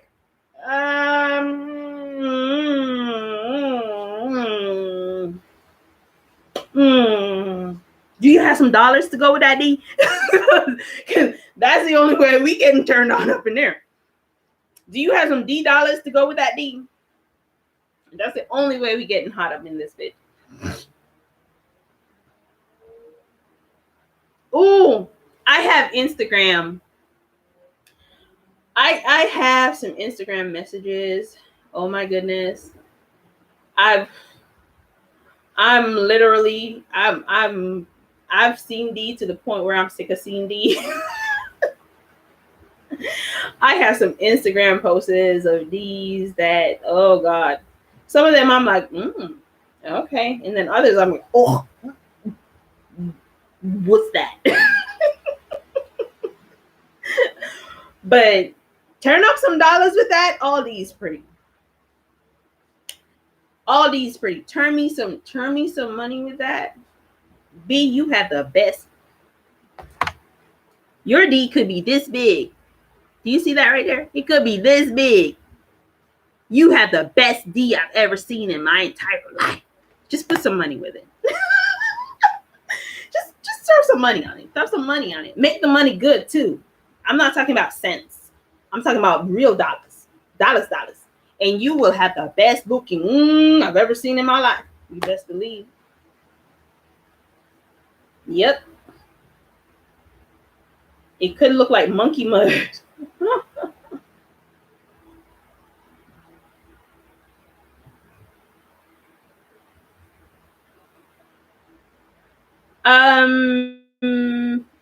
With the video, with the texting video, with the text chat, yeah, I made it twice. This month I didn't work a lot this month, so I'm just basically getting in all the videos that I can now, because next month I'm gonna be settling in, because I want to hit that 200,000 mark. But yeah, if you're Jamaican, when you convert euros to Jamaican dollars, depending on how much euros you made, you literally make six figures. Yeah.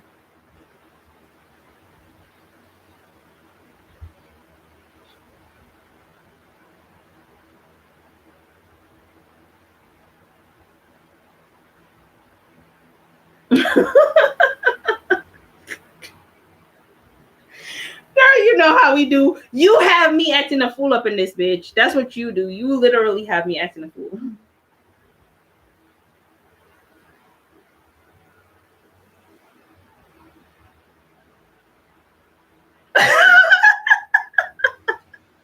That's a texting video. The texting video that I did, it's let me see if I can find it. It's a texting video that I did. Let a girl see if she can find it. It's this one right here.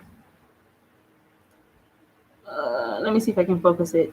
This here, with the yellow flowers in the background. So yeah.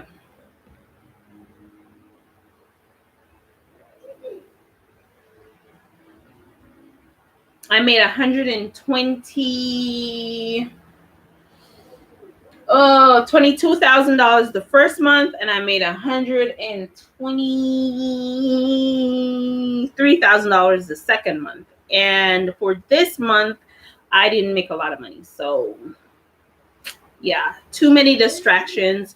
But I'm gonna cut out all the distractions for next month, because your girl want to see how much she can make. I get real excited too when I'm making it. I just play some. If you notice, if you follow me on Instagram, you would realize that, yeah, thank you. You would realize that my favorite artist right now is an artist called Writing King. And so I play his music a lot. So for now, when I get pumped up for work, I just get my little bottle, my cup. It's a little cup. I always have it. I have two of them. And I put some vodka in. And when I put my vodka in, I put my vodka, I put my pineapple juice, or for my Jamaicans who know, boom, but pineapple juice and vodka. And I fill my cup up, and I just log in. And I make sure I have my headset. And I blast the Writing King in my ear and my headset. And all the money, all the songs that he's singing is off Writing King, is off money. All the songs Writing King sings is off money. And I be just, yeah, girl, it's my pimp cup. That's my money making cup. When you see me with that cup, that's my money making cup. And I just sit there the whole time, just texting and just vibing out. And I will crack anywhere between 500 to 800 messages a day, right? And while I'm doing that, get this, boo. While I'm doing that, I'm logged in camming. So sometimes while I'm doing that, I'm logged in camming. And when I'm logged in camming and I'm making money off camming, and I'm making money off texting, at all at the same time, simultaneously just making that bad because I'm all about money, boo boo.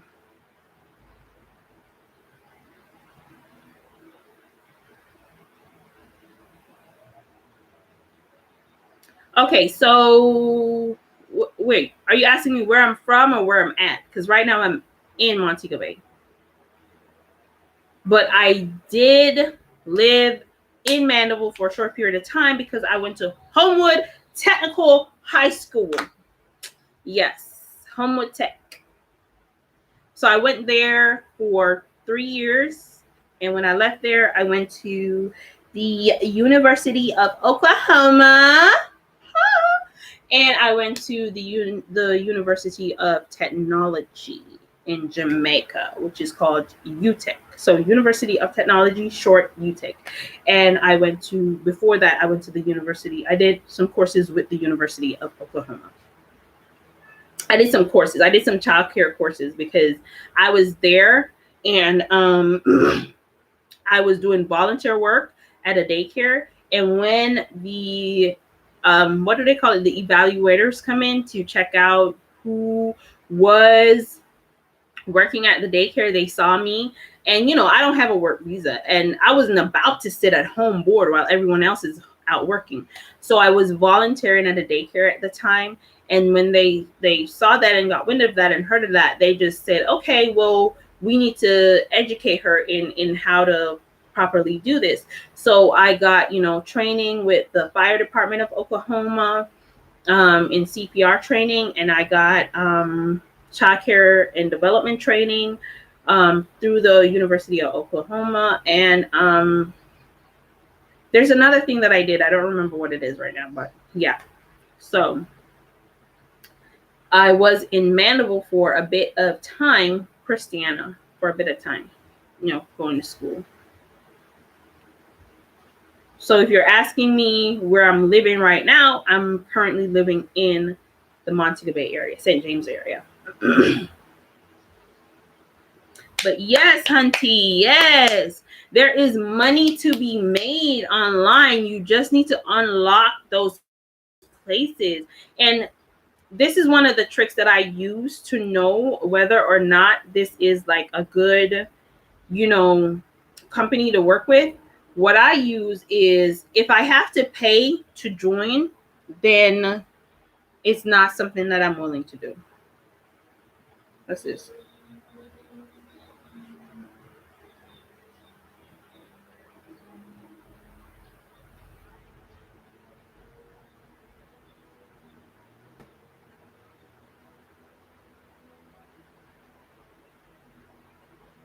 Why though?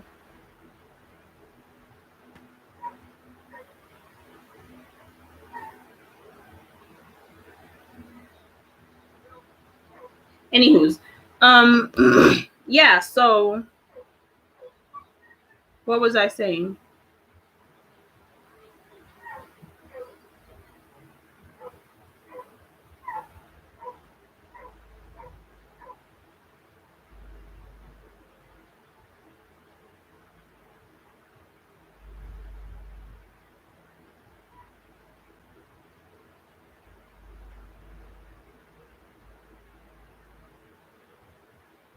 Okay. I don't know what company you're working with, but I do understand your fear, and it's not a fear that you will get over.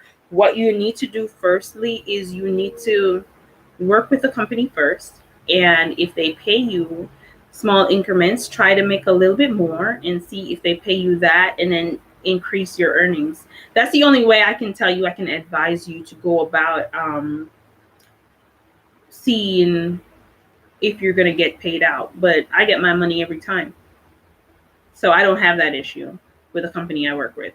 And again, I have the video out, so you can go ahead and click on the and find the link, click on it, sign up, see if if you get hired, because there's a process you have to go through. You have to answer a few questions, and once you answer the questions, if it is satisfactory to the person who is reviewing your questions, then you will be hired and you'll be sent through the hiring process. So once you're with my company, you're definitely going to get your money.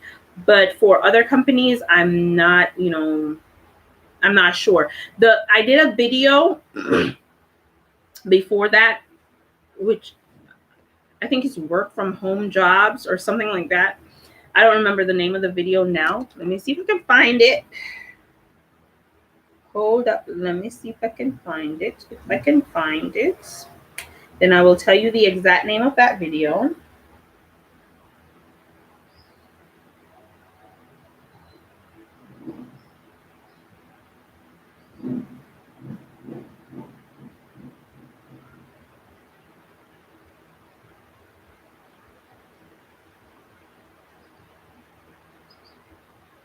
Okay, on the thumbnail it says yours truly legit job. So it's tested and proven by yours truly legit jobs. Work from home jobs that have been tested and proven. So it's this one right here. So if you go on my channel, it's this one right here on my channel. And yeah, you should find it. And there's a list of companies below that video that does basically the same thing that I'm doing now. And they are all companies that has paid me before. So I don't have any issues with that. So for me, for me to give you information on that, it would be to say, well, if you're gonna go ahead and sign up for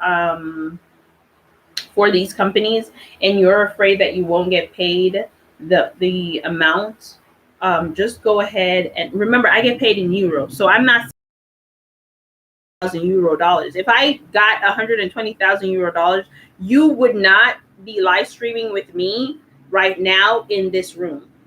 We would be in a different country every other day doing live streams for sure, for sure. So yeah, it's not 120,000 euros that I got. It's 120,000 Jamaican dollars that I got.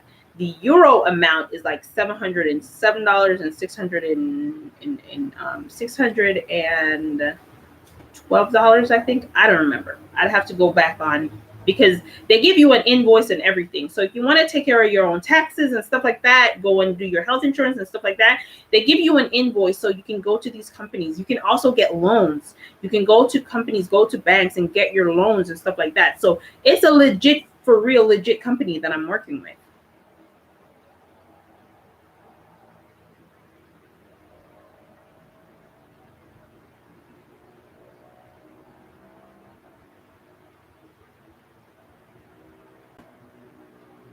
Thank you, babe. Thank you. Mwah, mwah, mwah, mwah. Okay, so one of the things that I'm wanting to do, and this is when my channel gets bigger, I think I'm going to save this live, but one of the things that I wanted to do when my channel gets a lot bigger is I wanted to start to have like parties and trips and, you know, girl trips. We would have girl trips and we would have parties. So the girl trips would be just for the girls and the parties would include everyone, right? And this is something that I've always wanted to do because I want to meet you guys. Like, I really do want to meet you guys because I know I have YouTubers that I would like to meet just to see them in person and stuff like that. But they don't give you the time of day for that. So further on, I'm just pitching this to you all out there. So if you're with it, give this video a thumbs up. I want to do like trips and parties where we can basically have cam girl experience and meet up, because again, the whole point of this channel is to love and support on each other. So once we are loving and supporting on each other, we are going to eventually need to have these little cam girl trips. And I'm not talking about no little local little down. No, we're not talking about that. We making bands. We supposed to be girls making bands. So if you're not making bands, you need to elevate yourself to making bands so that once we get to the point where we need to get to, we can afford to go on these trips that we're going to be doing. Now I'm thinking I may start the trips doing them in Jamaica so that other cam girls can meet other cam girls in Jamaica. And if you're overseas and you want to come down, I would set that package up. You would just have to contact me, and I will set that package up where we would hook you up with either a villa or a hotel, and you can go to this villa or hotel and you stay there. And when we're taking like our little trips to rivers or to Jamaican eating spots or stuff like that, so all is invited, because it's easier for an American to come to Jamaica than it is for a Jamaican to go to America, due to the fact that we need to get visas and stuff like that. Americans, all you need to do is to order your passport, right? So we would have to go and sort out our visa and stuff like that. So that would take a longer time. That's a process. So before I go to that process, what I'm going to do first is I'm going to have one locally, and we can invite or foreign cam models to come, and I would see how many would be coming down, and I will hook up with a local villa or hotel, someplace in close proximity where we all can just be together as one, as a family, and then we can go on different places, go drink, go this, go that. I would line up the vehicles to carry us, to take us, the bus to take us wherever it is we're going, and back to where we're staying and stuff like that, and we will all stay together and have fun. Yeah, hosting in Jamaica would be a lot easier because this is my territory. This is my ground. This is my stomping ground. So it would be a lot easier for me.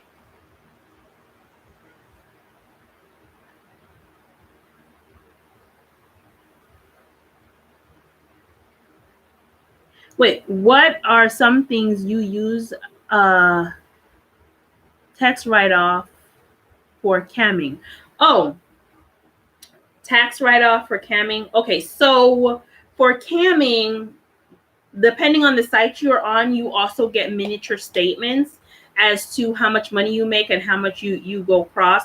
But what I would say to you, if you want to do that, is once you have a bank account, make sure that you have a certain amount that you put into your bank account each month. So we're cam models. We're making US dollars as cam models.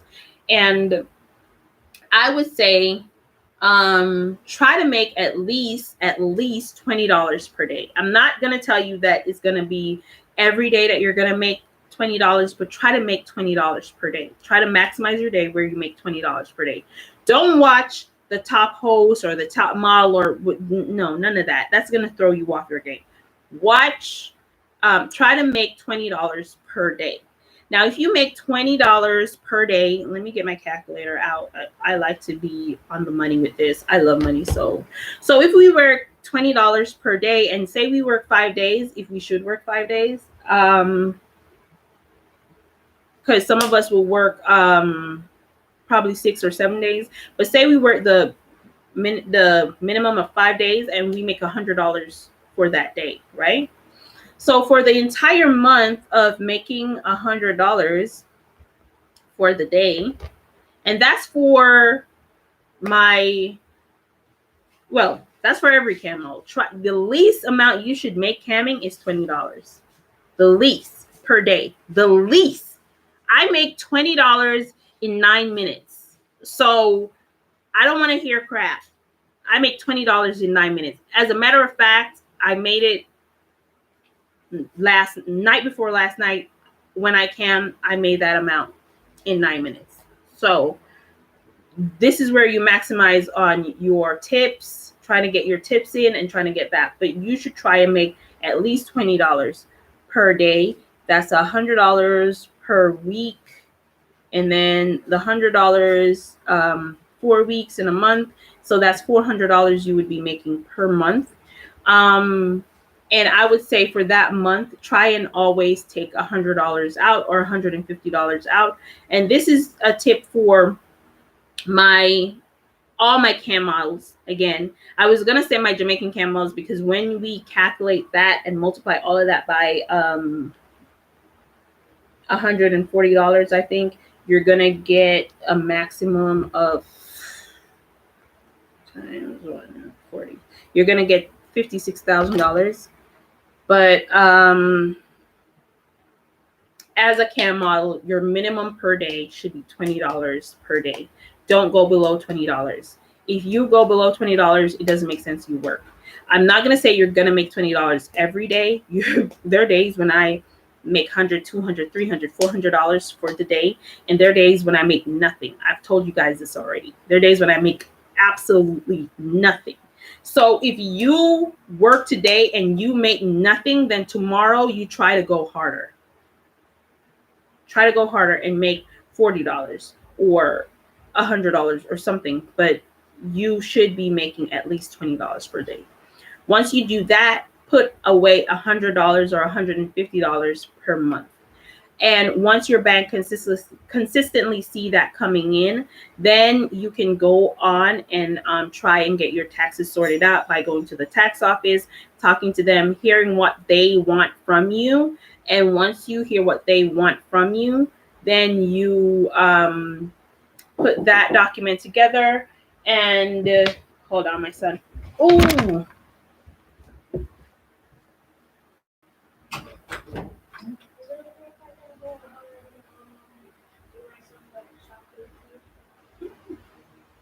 There for you. Okay, so sorry about that. He wanted some chocolate tea. But anyways, so once you figure out what your local place want, because remember, guys, I'm not only talking to Jamaicans here, so for everyone, find out what your local tax place needs, and then just get them that information. And once you have a solid amount going into the bank per month, then that is what will be taxed, and then the rest of your money is just yours. So you will be paying taxes, and you can do your health insurance and stuff like that too.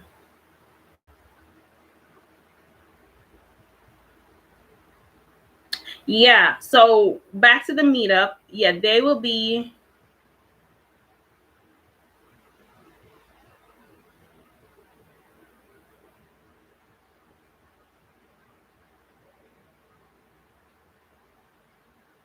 the Henty thing. No, I haven't heard of that. What's that? Alta, you send me a message and I've never. What's that? But yeah, until you respond as to what that is,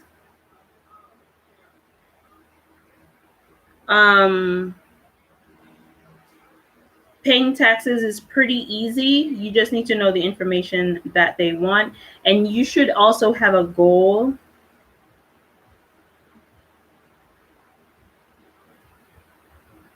Entire. Have you heard of its entire things? Let me see. Oh, okay. So it is a campsite, and no, I've not heard of it. This is my first time hearing of it. I just Googled it. So it's my first time hearing of it, and I'm checking it out now. Ooh, okay. It's not a campsite. It's pornography.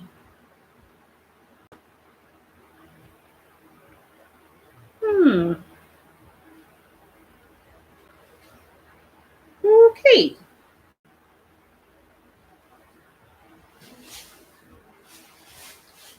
Okie dokie. So apparently it is some type of anime porn thing. I don't know. Okay, so no, I've not heard of it. This is the first time hearing of it, and okay. Need no more elaboration on that one. Yeah, girl, you're so welcome. So basically, taking care of taxes, if you want to, is typically easy, and you just need to make sure that you have your statements into place and just put a certain amount in your local bank each month. That's it. So you can stay on top of your game. So you basically have what did I say? You have $400. So you basically have $250 for yourself, whatever you want to do with it. Just try and make sure that each month you put away $150 each month in your savings account. And that's not for spending. So that's that right there. But yeah, so I was basically thinking of doing a cam girl link up where we get together and we just have fun. We enjoy each other's company. We talk about each other's experiences and stuff like that.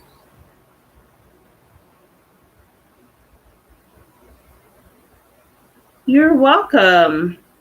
So we would talk about each other's experiences and and just get to know each other, get to be more familiar with each other, and kick out this whole stereotype of cam girls being bitches, because that's a lot of what I've heard. A lot of cam girls are not, are not forthcoming with information.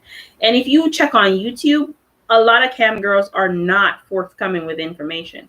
The information that they give you is pretty vague. It doesn't really highlight much. And when you do go on their channel to see if you can get a little bit more about it, most of the things you get is about them going shopping or them doing this or them doing that. On my channel, I try to change that because I can understand a nude cam model finding it difficult to put out the same content that I do, because their content is going to be massively nudity. But I don't think that your content needs to be so much so where it is not forthcoming with information. It's not forthright with the information. You're giving it from an educational standpoint, and YouTube, if you do YouTube Academy and courses, you will find out there are tips and tricks. There are ways around everything.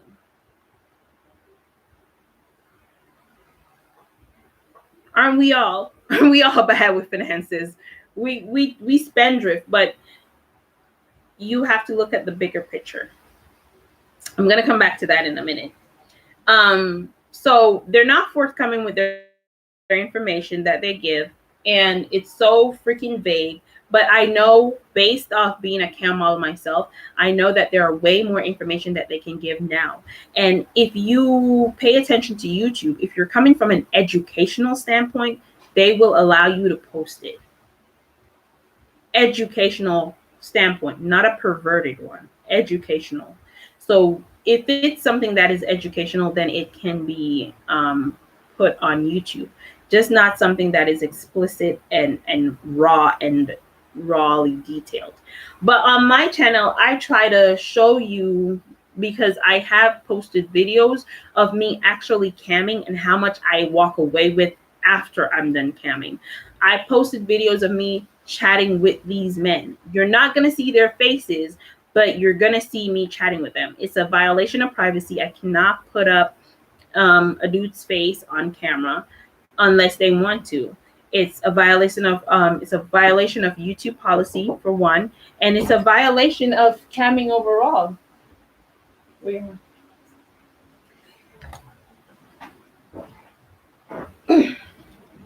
It's a violation of camming overall, in the fact that these men are looking for something discreet, and if you're going to put their business out there, then what's the point?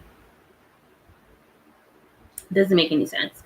So that's one of the things that we entertainment, sex industry, the sex entertainment industry are good at. We're very good at keeping secrets. So don't expect that when I start having these little parties, that everything is gonna be on YouTube. Now, I'm gonna be vlogging it, yes, but not everything's gonna be on YouTube, because we need to keep a little in there, because that's the whole allure to the whole experience of our trip. Okay, so you say you're a bit bad at finances. You're a bit bad with finances, and all of us are a bit bad with finances. To be honest, we're all not so wonderful at it. But when you sit down and you look at it and you look like, I'm X age, and if I don't, put it on yourself. I'm X age, and if I don't start to do something with myself and with my money now, I'm gonna be Y age with nothing. Now, who wants that? I want to travel the world someday, and I can't travel the world someday eating every buck I make. I need to put some away to put me in a position where I can go all over the world if and when I want to.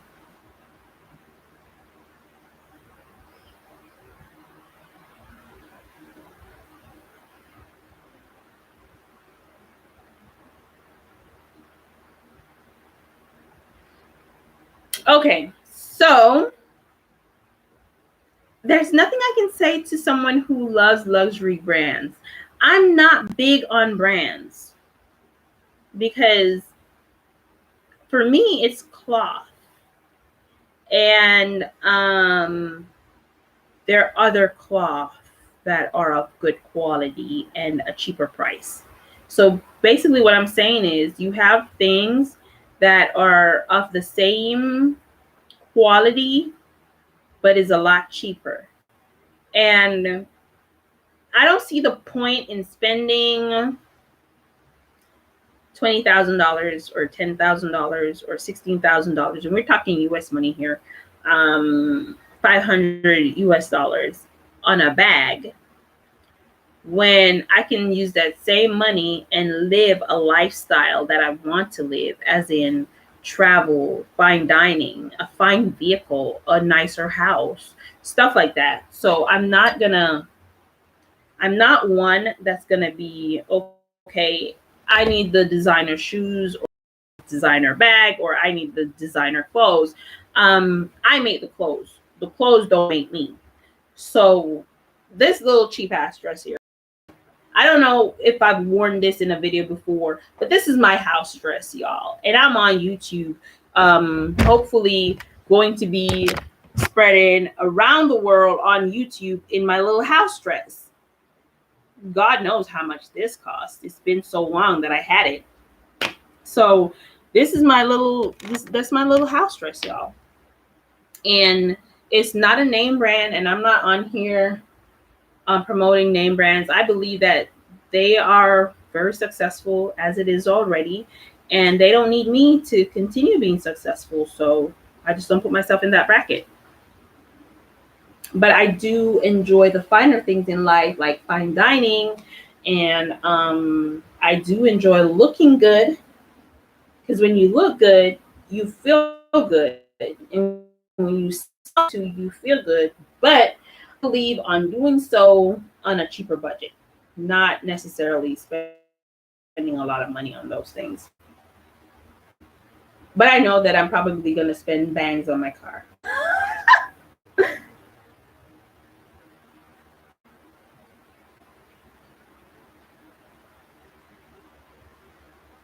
Yeah, house dresses are so comfy. If you leave it to me, like if my son is not here or he's at his grandma's house and I'm basically here alone, I'm literally not wearing any clothes because I don't like clothing. Um, I'm not saying that I'm perfect and I'm not a sinner, but I didn't start sin in the first place. So I'm gonna walk around in as little clothes as possible. But when my son is here, then gotta mom it up and put some clothes on. So I put some clothes on. And when I'm doing my YouTube videos, of course, because nudity is not something. And when I'm camming as well, because nudity is prohibited. But I generally wear as little clothes as possible, usually, because I like being. I hate heat. I hate when the time is so hot that I can't breathe and I can't think and I can't. And I hate sweating. I know that sweating is good for you, but I hate the feeling of musty and being stank and stuff like that. So I don't. But yeah, I wear a little. I like when I take a shower, I'm able to just jump into something and that's it. I'm able to do that. So do we have any more questions or anything else we want to say? I have a mosquito flying around. Is it dengue season? We have a season for dengue? Is it dengue season, y'all? I don't even know.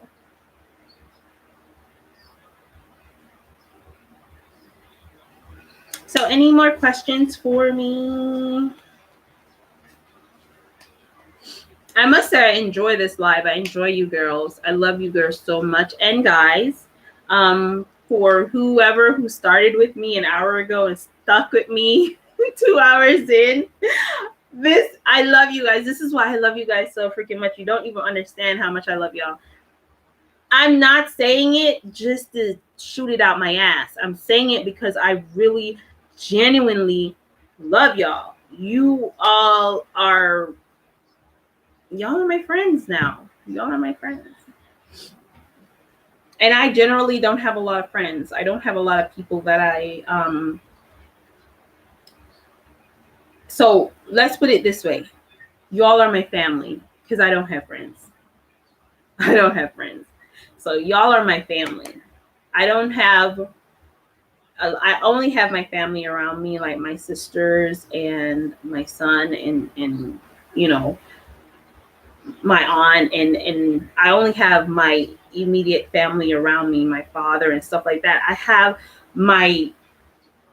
I don't have like, okay, this person over here is my girlfriend, basically, or this person over here is my guy friend. I used to have those, and after being taken advantage of a lot, because I'm generally a kind and nice person, sassy at the mouth at times, but I'm generally a kind and giving and loving person. And I realize that a lot of people try to take advantage of that. So I kind of just revert back to me and just decide to stay within circles of people who are not going to take advantage of me. And because I stay in a circle of people are not going to take advantage of me, and I realize that you're not going to take advantage of me, then you now become my family. So y'all are my family. Once you fuck with me, you're my family. You get what I'm saying? You're my family. You're not, friends is a word that people use so freaking loosely. Y'all are my family. And that's on everything. Hey, hun. Good day, good morning, peeps. Okay, I don't know how. Well, it depends on what part of the world you're at. It's the morning, and some people it's the afternoon, and some people it's the evening. So, hey, baby girl, what's up?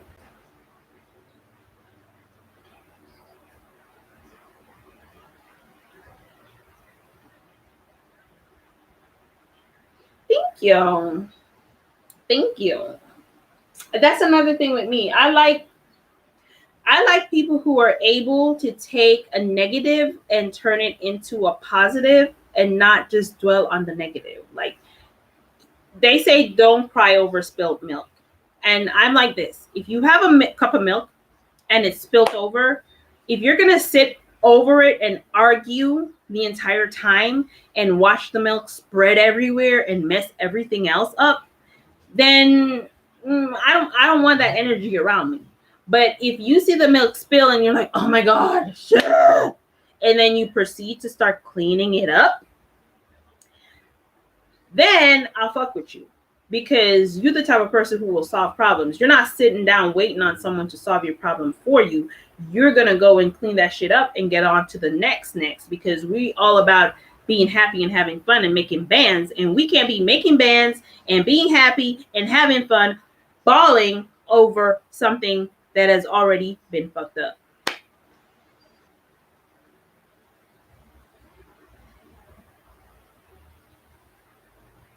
Oh.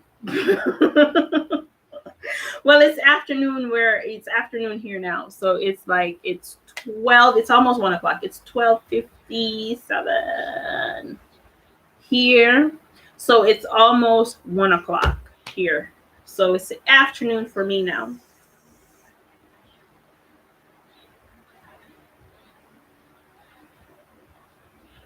Yeah. I like when you guys interact with each other too, because this is what we're trying to build. We're trying to build that cam girl vibe, that cam girl family, and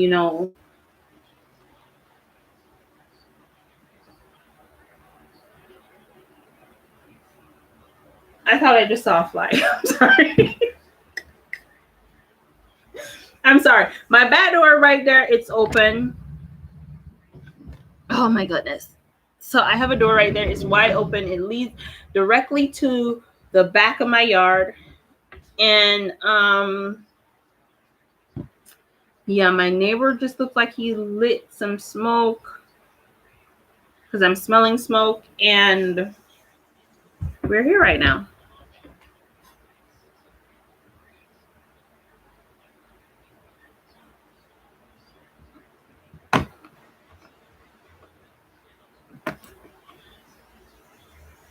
Anita, all right, I'm showing your message. Hold on. Okay, your message should show now.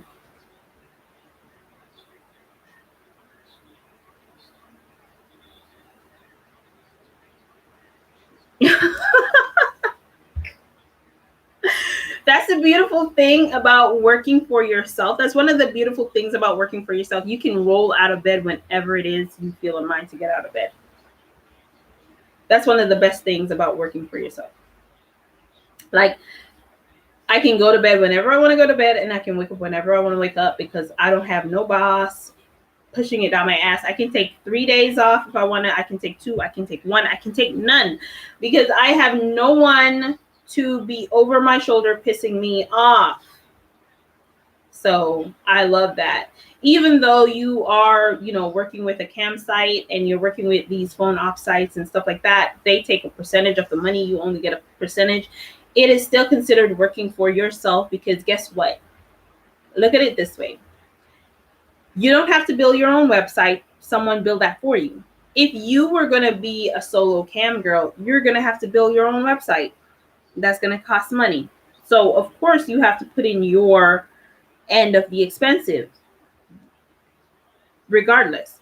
So you gotta you're getting a website, you're getting promo, and you're getting a platform. Those are all things that you would have to pay for. If you had a physical business, you'd have to pay your rent for the building. Then you'd have to pay your utilities. And if you get employees, you're going to have to pay employees. And if you don't get employees and it's just you, then you're going to have to get someone to service whatever equipment it is, whether it be a cash register, because we're all using technology, or it's for someone to set up your business cards and stuff like that. And then you're gonna have to advertise your own self, which is another money. So the campsite is basically your own business, but it's just that someone prepared your workplace for you. That's it. So you get to work whenever you want to work, what time you want to work, how you want to work, when you want to work, how long you want to work. And you determine when you get vacation, if you want vacation, if you don't want vacation, stuff like that.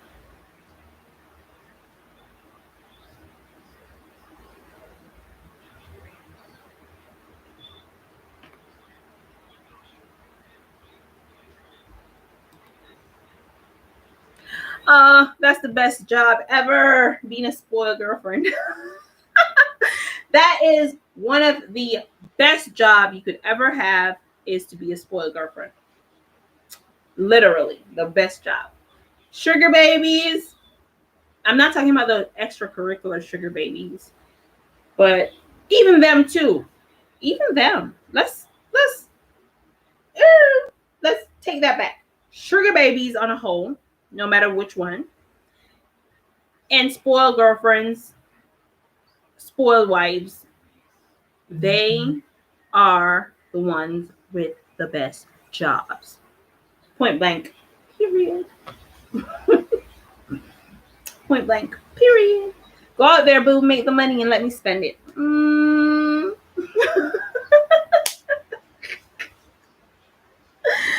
Yeah, so you basically have the best job ever, girlfriend. Basically. I was spoiled when I took on this job where I did accounting, and I took on this job where I worked only 2 days and per week, and I made six figures. After that, I didn't want to go back working for a company making under that. I can work for myself and make under six figures. I think I can do bad all by myself.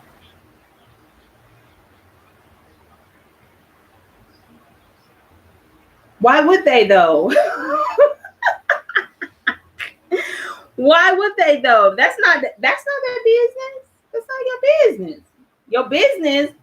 Your business is when you're with me. Your business is not when you're gone after me.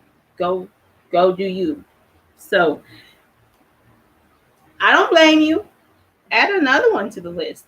You know, make sure they all spending bans. That's the thing.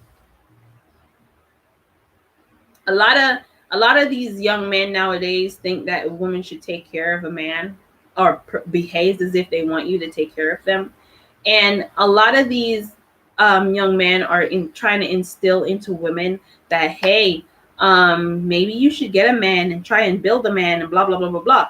Okay, how many women have gotten a man?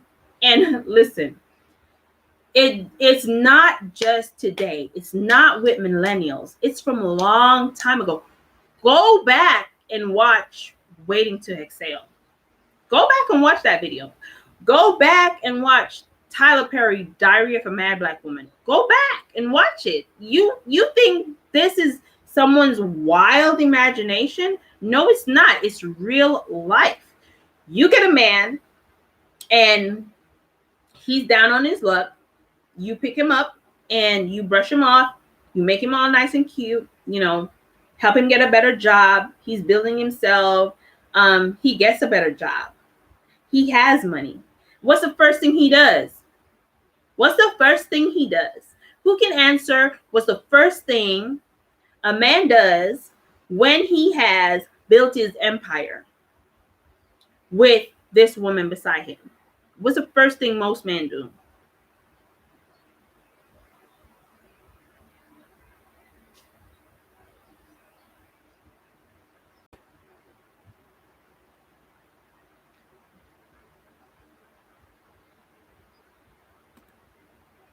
No, we're not bitching about men. We are talking about every and anything, any topic that comes up.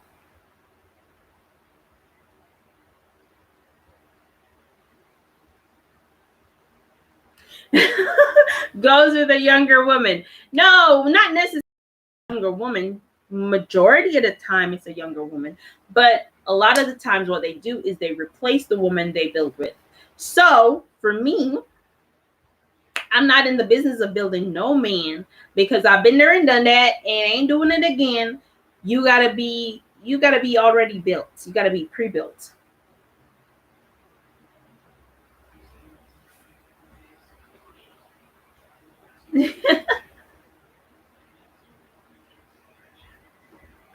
No, you gotta be pre-built. I'm not look, boo boo, I'm not gonna sit down and I'm not gonna bitch about men.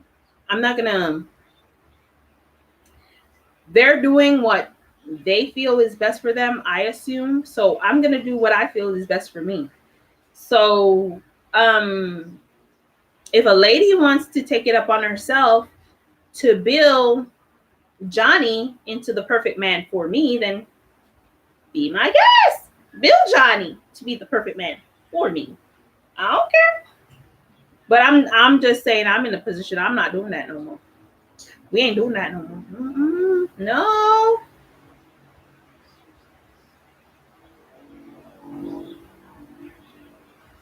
No, I don't follow her. Who is she?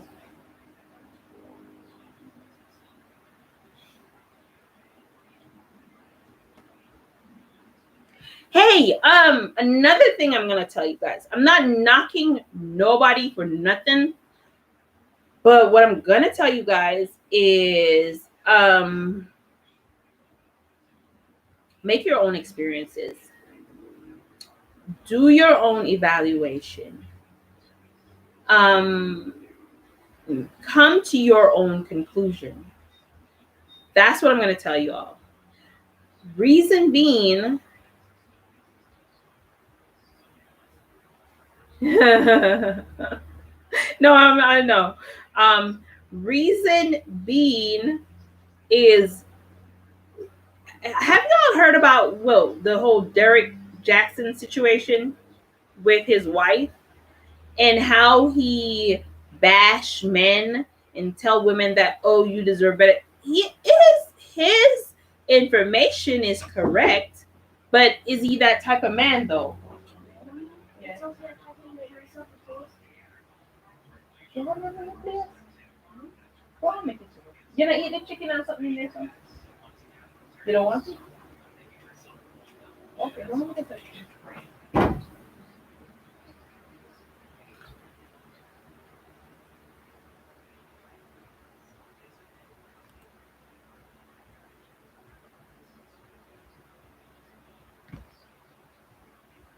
I wouldn't consider a woman like that a gold digger, but hey, if that's what they want to call us, fine by me. Gold digger, fine by me. I'm digging for gold, boo boo. What are you digging for? Dirt? I don't care. I'm digging for gold. What are you digging for? Dirt? Were you digging it so you can lay in it someday? No, I'm digging for gold right now. Okay, so she talks about hypergamy. Another person who does that too is Fancy. I follow Fancy. She's a sugar baby. I follow her. I like her content, and I follow her and talk and listen to her videos and stuff like that. She's pretty down to earth girl. She promoted me on her live, one of the time too. So I genuinely enjoy listening to Fancy.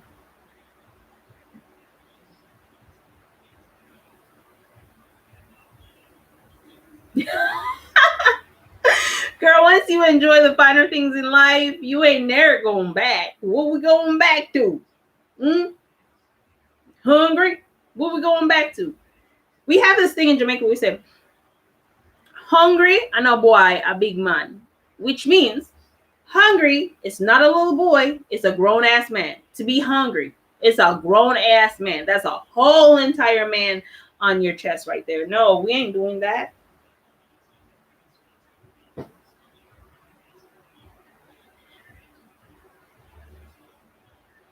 Okay, so you say share 7-1 gives way more information. Well, that's good. For me, I follow people that I kind of have a vibe with, and if I fall out of vibe with you, I stop following you. I don't have a lot of people that I do that with. I only have one YouTuber that I recently stopped following, and that's because her content is just blah. So I don't see the point. And there's hardly any content anymore anyways for me to watch. So I just let it go. But I like watching Fancy. That's one of my YouTubers that I go to, that I watch a lot just to hear her talk while I work. Because sometimes I like to hear noise as I work. So I watch her. But yeah, I'm not in the business of building men. And I'm not in the business of trying to be nobody's mama because I already have a son. So that's that. But back to what I was saying about the information. Now, Derek Jackson gave women information and he bashed men. Being a man himself, he bashed men hard, only to be a bigger dog than the man he been bashing. Now, I'm not saying in the Bible, God took a vulture that eats dead meat to feed one of his peoples in the desert. Now, I don't remember exactly the scripture, the page, or the what. I'd have to make a phone call to find that out, but I'm not going to do that right now. Y'all better understand what I'm saying. Basically, he got an unclean animal to feed his followers, right? To feed one of his people, to keep him alive and hungry to get to the place where he needs to get to. So he used an unclean animal to give the information. So if you're asking me, am I calling Derek Jackson an unclean animal? Basically, yes. And he's feeding you great information. Now, is he a great man for doing so? No, he's not, because he did his girl dirt. He dogged her real bad by doing what he did and how he did it, right? But at the end of the day, the information is not less true than it needs to be. With that being said, the person that is coming from, you idolize that person. Not saying you, Coco, not saying you, just overall. The person that the information is coming from, a person will idolize that person and forget to do their own research. Now, I'm not saying that there are not men out there that will be appreciative of a woman. Well, boo, she's securing that bag. If she was in on it, she's securing that bag. I don't freaking blame her. She wants her money too. But just say, not the wife's standpoint, just the whole message that he was giving. He was giving a message that he himself was not living. That's the point that I'm trying to get across. If his wife is in on it, that's her business. Make your bag, boo boo. Make your money. Make your money, honey. I don't care. I'm not gonna kill no one for doing that. No female am I gonna kill for doing that. Do what you gotta do, boo boo. Hungry days are over. We ain't gonna be hungry no more. Our kids definitely ain't gonna be hungry no more. No, we're not doing that. So that's what I'm saying. Now, if you have the information that you're getting, you will tend to forget to go ahead and also do your own research, because at the end of the day, not because a person says this is exactly how it goes. You may find a one guy who you help him along the way and he worships you forever until death. You can find that. It's probably a needle in a haystack, but it still exists. Now, I'm not going to tell nobody that, don't do this. What I'm telling you is I'm not going to do it. That's what I'm telling you. Me personally, I'm not going to do it. And if I'm supposed to give advice to anyone on that, I'm going to say I've tried it. Not one time, not two times, but 3 times. Oh my God. Why did I go that far? But I tried it on multiple occasions. And that shit backfired all the time.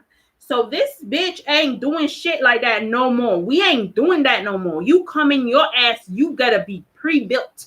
You better be pre-trained. Listen, I want my man like I want my dogs. Pre-trained. Okay? Okay. Pre-trained to spend on me. Pre-trained to... And I don't even care. Be it a man or... what do you call it? What do they call the masculine females? I don't know. Whichever one of those. Your ass better come pre-trained, baby. You're going to take care of all this. You're going to take care of all this. You're going to take care of all this. You're going to take care of all this. And in return, you will get taken care of too.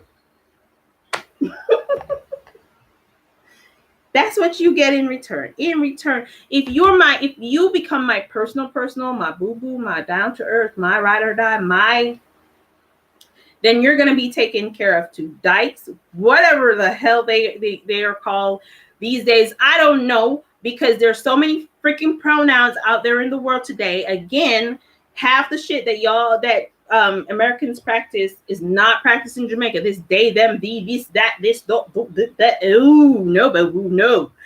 We don't do that shit. So, in likelihood of the fact that this is a stream, and I do have American audience, and I do have audience from Finland and whatever, I don't know what y'all terms yourself as. I particularly don't give a shit. You're a person, you're a people, you're a person, you deserve love, you deserve respect. I don't give a shit what pronoun you use. It could be it, that, this, them, they, though, those. This is this. I don't care. Create words for yourself. I don't care. You deserve love, you deserve respect, you deserve the best in the world. And I'm a woman like this. If I'm gonna be with someone, no matter who it is, you're gonna have to come good. You're gonna have to take care of this being. If you are not pre-trained, I don't want you. We not doing that.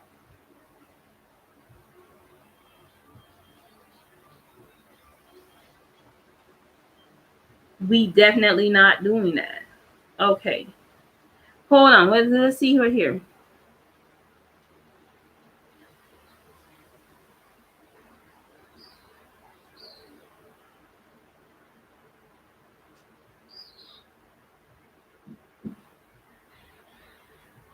Hold on. Wait. A lot of things went over my head. Hold on. Let me go back up in the comments now. Okay. Hell yeah. She's.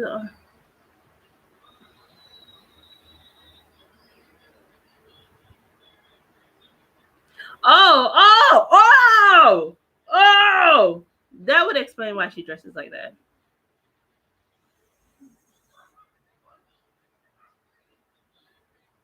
Maybe that's why they've been together so long too.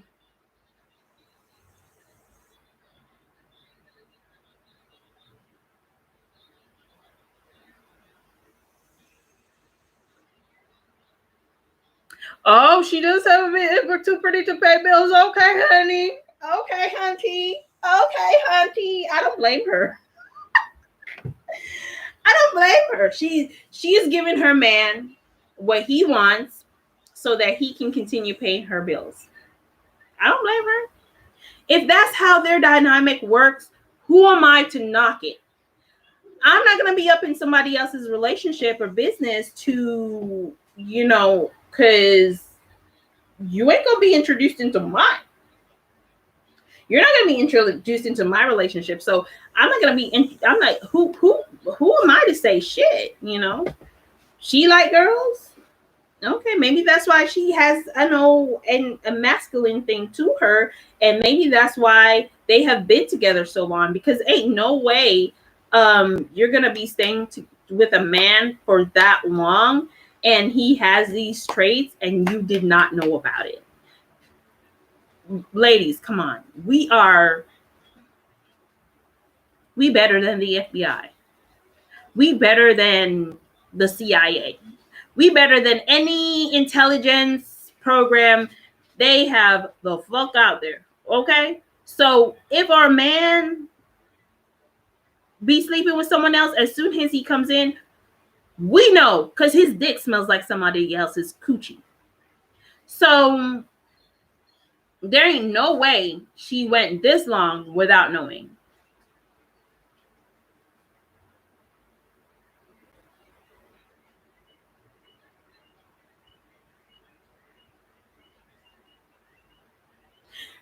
Boo-boo, sometimes even if he's taking care of everything financially, I'm still ain't taking my ass off that market. Because the moment he has a mind, and if it changes, you ain't gonna leave me high and dry.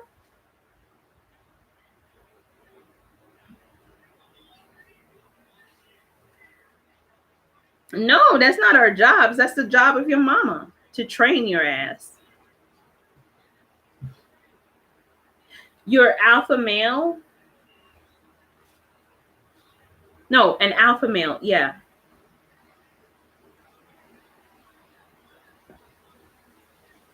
Date older. Yeah, true. Date older is good.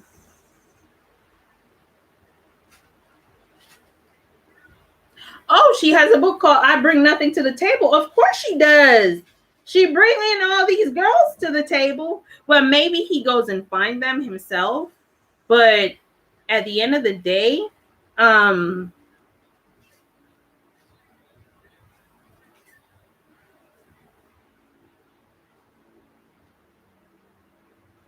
what's the angle of the book? I think it's in the title. I bring nothing to the table. But at the end of the day, if she is, She brings a lot to the table. So that's not true. She's lying on herself. She bring up all these other females into the bedroom. She probably not laying them on the table. Who to tell?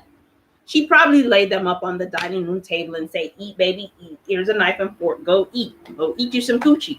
So we don't know, but too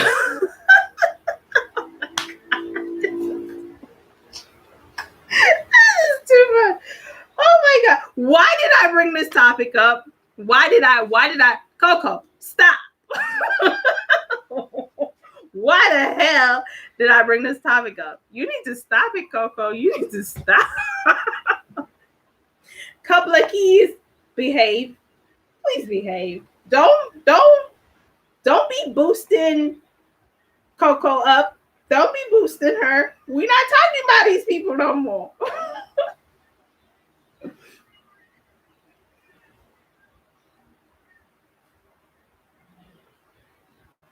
Yeah, I would figure more or less that it's about, well, and then she has kids with him too, so she brought a lot to the table, to be honest.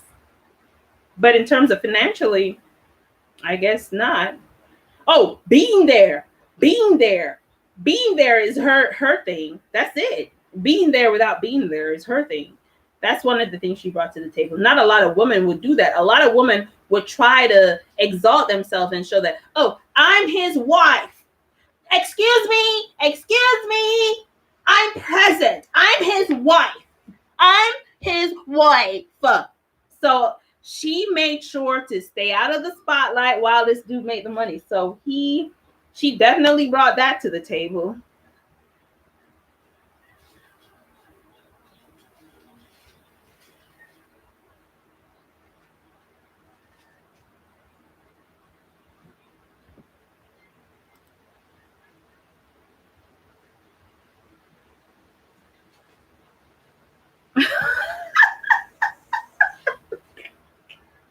You know, that comment I can actually understand.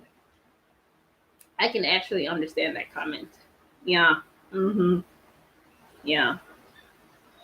But no, I don't want a man asking me to go a half an hour. For what? When I get pregnant, can you carry half the burden? Can you carry half the pain of pushing this child out? Can you do? No.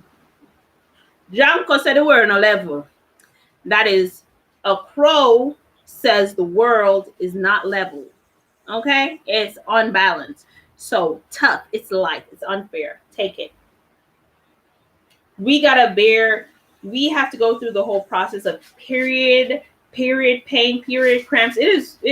You have women who don't feel these things, but you have a lot of women who feel them, and you have women who feel them more than others.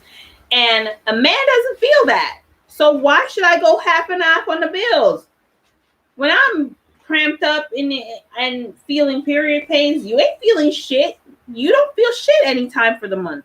So that's not half and half. If we together and I get pregnant, right? Yeah, it's half your chromosomes, but that's it. It's not half your belly fat once I get big and fat.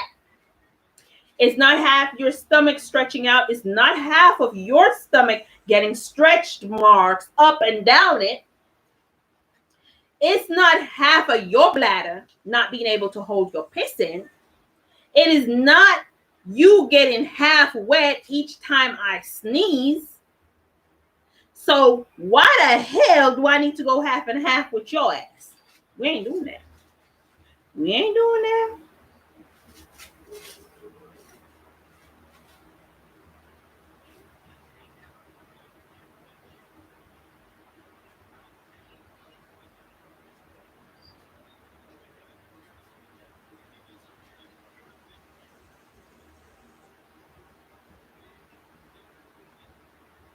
There's only one Bob the Builder, honey. Oh, you said Barbara the Builder. I don't think Barbara the Builder can do a good job as Bob the Builder. And there's only one of those. Each time you get, he doesn't die halfway and you die the other half. That's just all you. So ain't no way We going,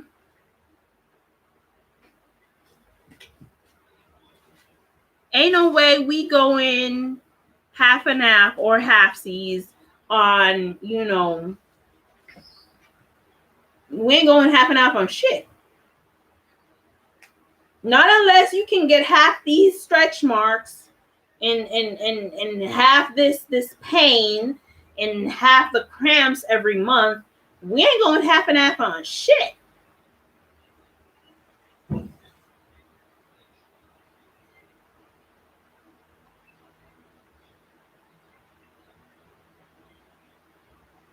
Oh, hunty,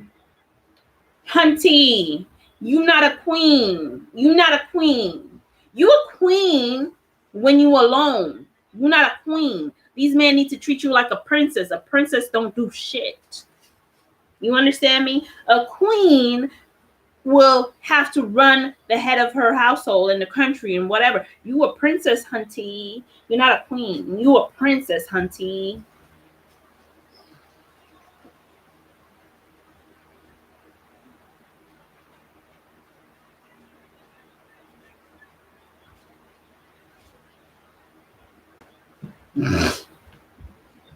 Yeah, he better be able to carry half these stretch marks. Until then, we ain't going half and half on shit. I need me a new shoes. But baby, you working. Fuck you. Get out. If I'm working and I can buy my own shoes, get the fuck out. What do I need you for? What's your purpose? Huh? To jump on top of me and bounce? I can go to a sex shop. I can buy me a sex toy. I can have me some fun. I have 10 fingers. They all work. I have 10 fingers. They all work. So if I need to go work to buy myself a new pair of shoes, what do I need you for? Get the fuck out. Go. Bye. I don't need you. Au revoir. Seriously. Yeah.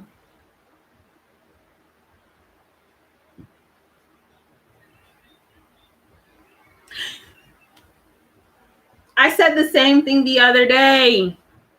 Brainwashing you. Oh, you don't want to build with a man. You a gold digger. Yes, I'm a gold digger. I'm digging for gold, silver, bronze, and diamonds. The fuck? I'm digging. The fuck? All precious jewels, rubies. What are you? Yeah, I'm digging for everything. Woo! Before, what?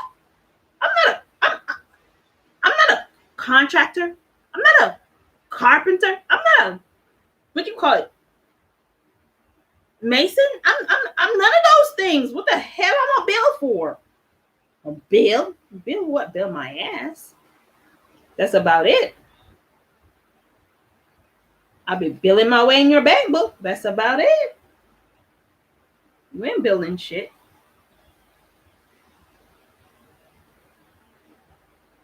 I don't know who they making feel bad for having standards, but it ain't me, boo boo. It ain't me. It ain't gonna be me. It ain't gonna be me. Not no more. I'm not gonna say back in the day it wasn't a thing when 22, 23. I'm not gonna say that it wasn't a thing where, oh, I want a nice guy to bit, but those are your dumb ears. You're supposed to be dumb up until 25. After 25, you're supposed to start building some actual good sense of who you are and what you want in life and the type of person you want to be in your life. So, yeah.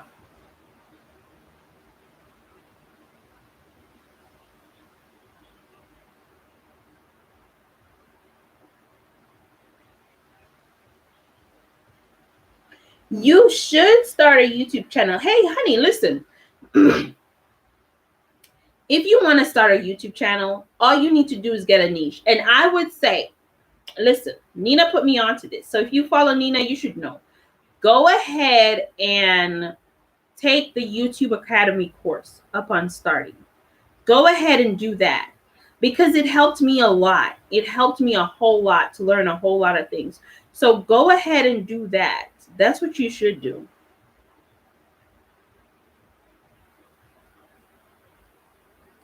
And before you start your channel, I'm going to start a YouTube channel. I would love talking to fellow like-minded ladies like this. LOL.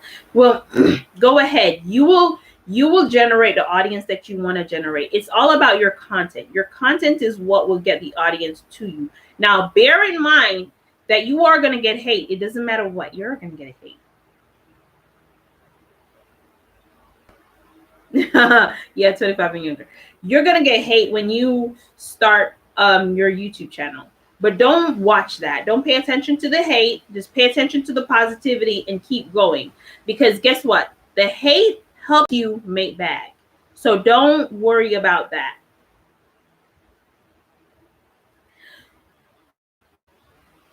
Yeah.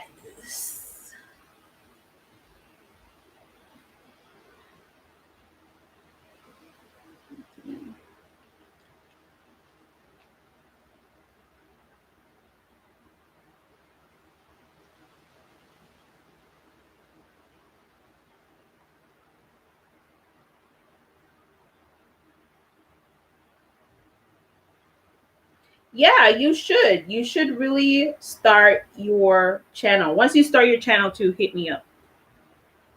You should start your channel. You really should. Hit me up. We can do a collab. We can do, lots of good things. So just make sure you figure out what it is you want to do on your channel and stick towards that, because you can't be all over the place with your channel. You need your channel to be advertising to a definite set of people each time. So if you're all over the place, then that's going to spread your channel thin and you're not going to be getting as much views to your channel.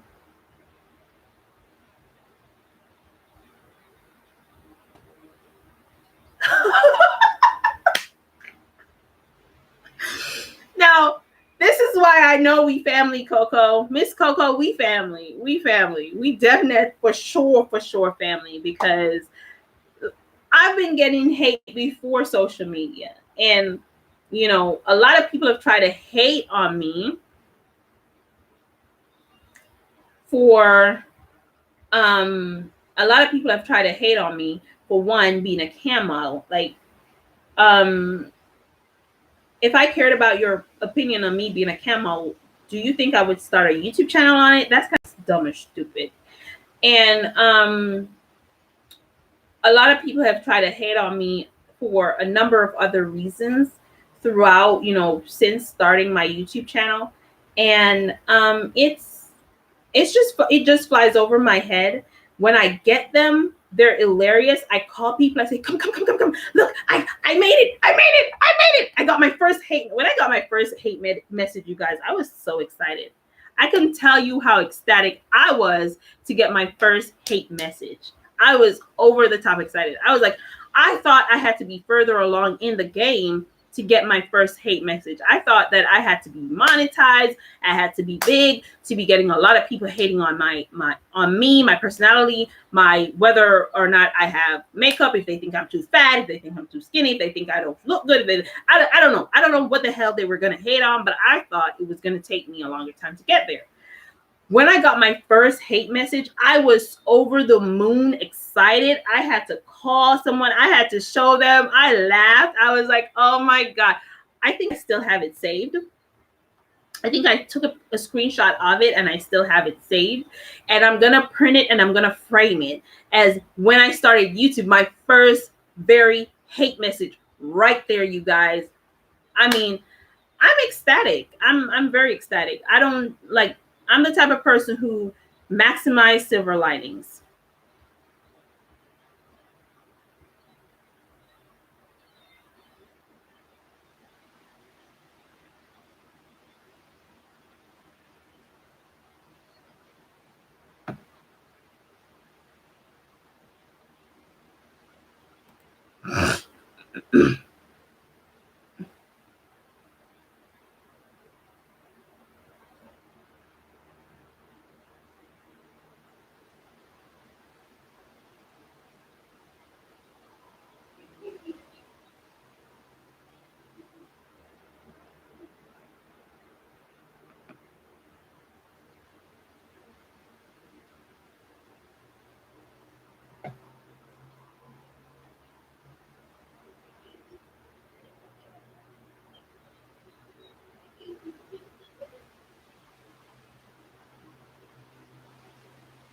What do you do on your channel? A couple of keys. What do you do on your channel? You see, I'm gonna look you up after this. What do you do on your channel? Because this is just chat with me. We're chatting about any and everything. So I'm not gonna be one of those YouTubers who try to hide.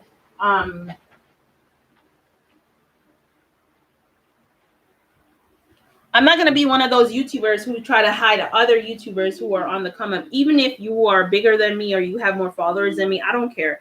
I'm not one of those YouTubers who are going to do that, because it's not like we can subscribe to one channel, and once you're subscribed to one channel, you have to unsubscribe to subscribe to another channel. We can subscribe to as many channels as we would want to. So I don't know why these YouTubers are acting like, my precious, my precious, I'm not gonna keep my subscribers, my precious.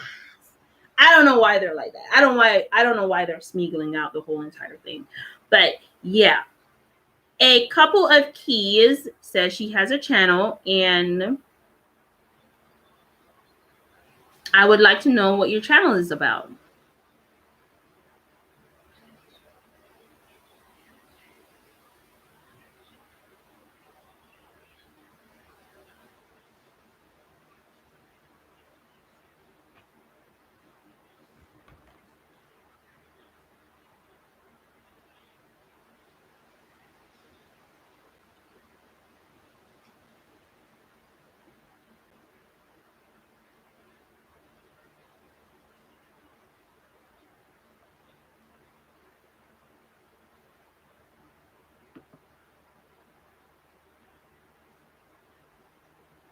Okay, my first dislike, I'm not gonna lie to you. My first dislike, when I got my first dislike, I was like, who's this bitch? Who disliked my video? That was me. I was trying to figure out who the fuck disliked my video. That was me, my first dislike, because I was so small when I got my first dislike. I'm still small. I'm not huge. I'm not even huge. I'm not even huge. I'm small. But when I got my first dislike, I was like, who did that? Like I began investigating my ass off. I found the person too. They don't even know that I found them, but I found the person too. I searched my ass off till I found him. I found the person too.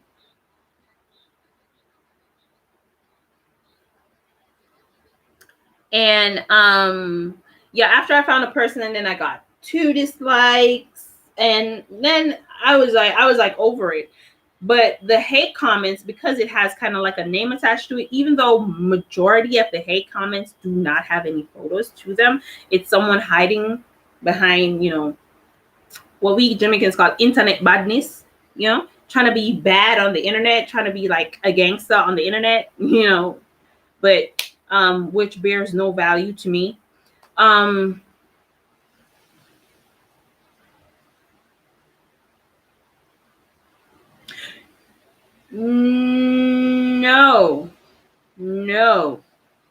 No. Well, when I go further in my YouTube course, I may figure that out. But that's how small I was when I got my first dislike. So I was able to pinpoint who was the first person to dislike my videos. So I pinpoint the person personally. I didn't approach them or anything. I was more like, thank you for the views. I didn't say that to them either. But I was more like, when I got it, I was more like, thank you for the views type of person.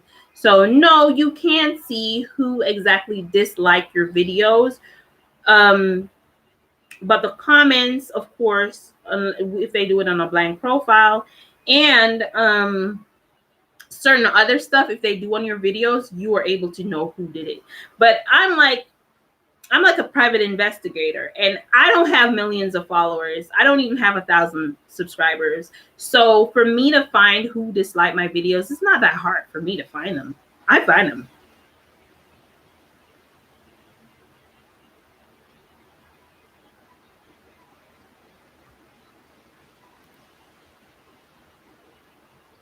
The thing is, the fact that you took the time out to click on my video and then to click that dislike button, I appreciate them for doing that.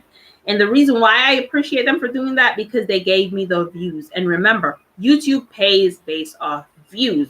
YouTube does not pay off likes or dislikes. They do not pay based off people asking not to recommend your videos or to recommend your videos. That none of that. What they do, they pay you off views. So the more views you get, the better it is for you. The more views you also get will help to promote your channel more. So I don't get, discombobulated by the dislikes, but I get real hyped up over the negative comments. I get so excited each time I get one. I'm like, I made it, I made it, I made it, I'm famous, I'm famous, I'm famous.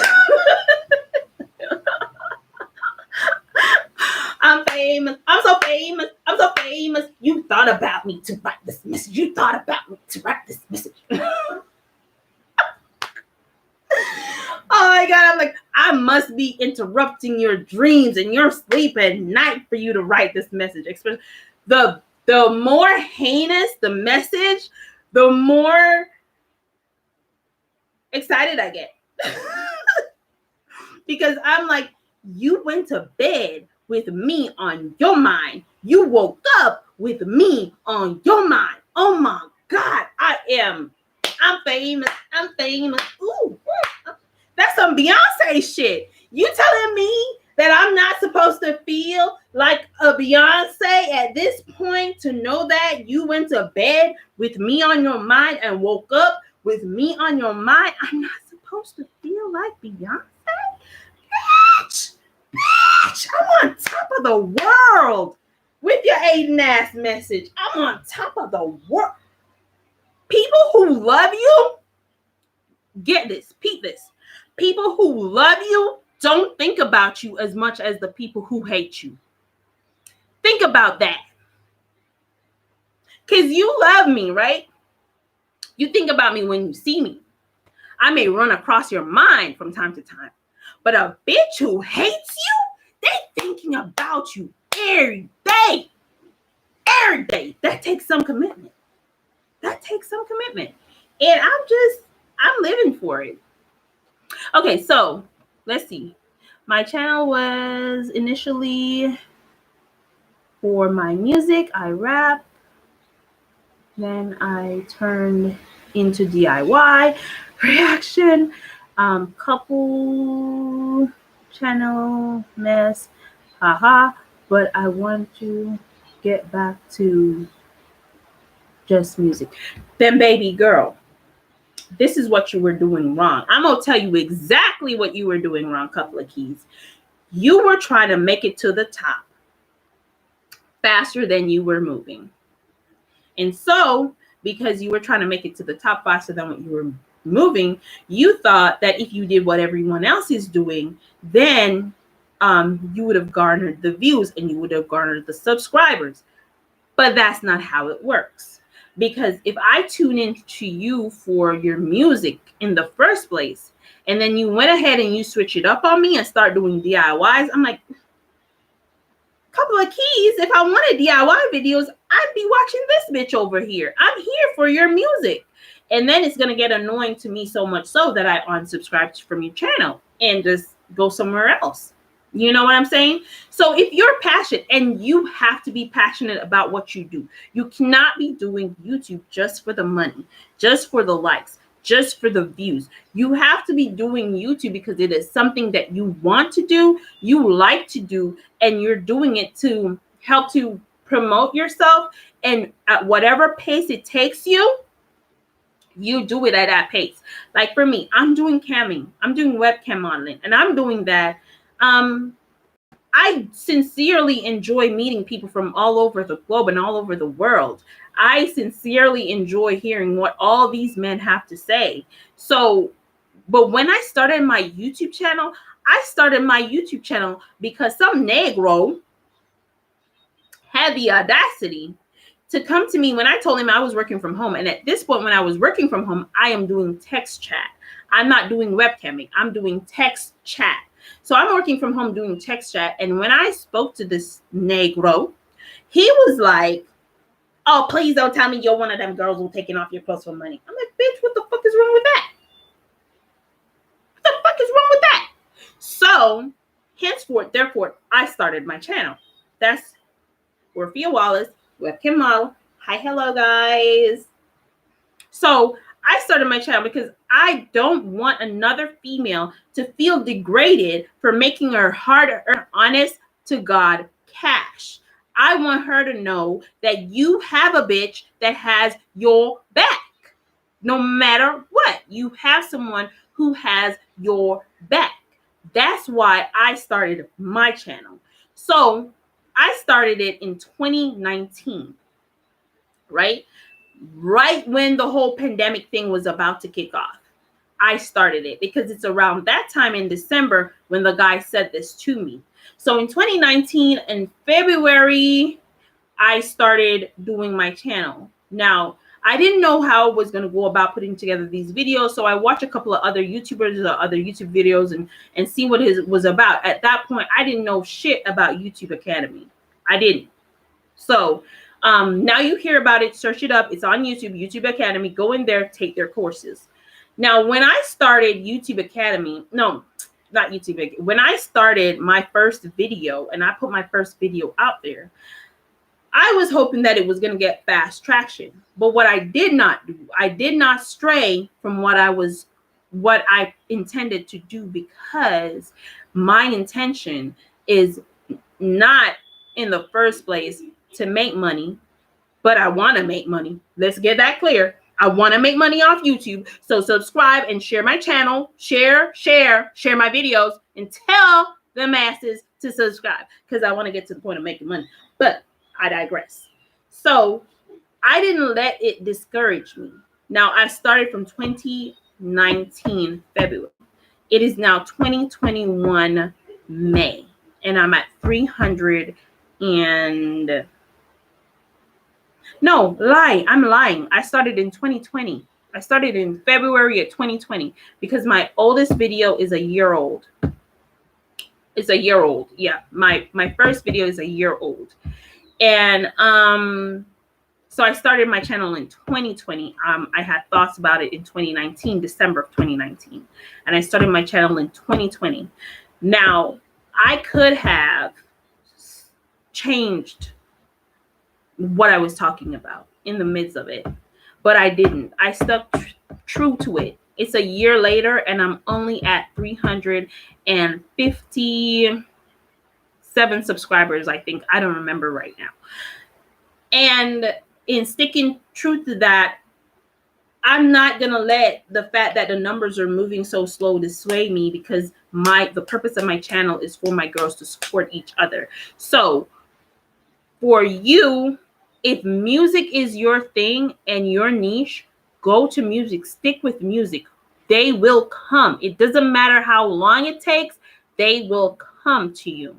And I would not suggest removing your other videos. I would say let your other videos stay there, just so that you can say,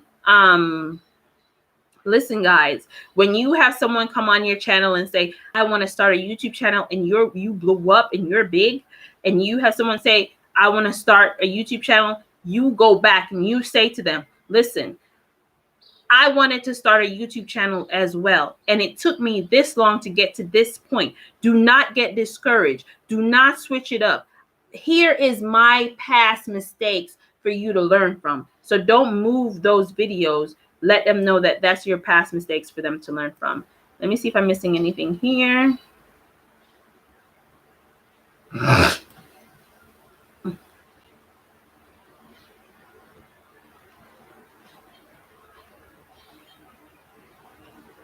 Okay, so I don't clap back. I don't give them the energy. I don't give them my energy. My energy is my energy, and my energy is to get the bag. And if I give you my bag energy, that's less energy spent getting the bag. And you, Miss Coco, like the finer things in life. And you can get the finer things in life by wasting your time clapping back at a bunch of broke nobodies at that. So, no, that's not something we need to pay attention to. Hey, Don. Hey, baby. You said, hey, pretty lady. I love you. Don, if you're still here, I'm saying, hey, I'm sorry. Twerk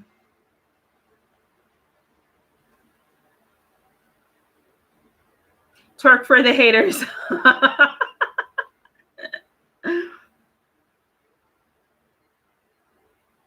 Yeah, haters does make you famous. They help.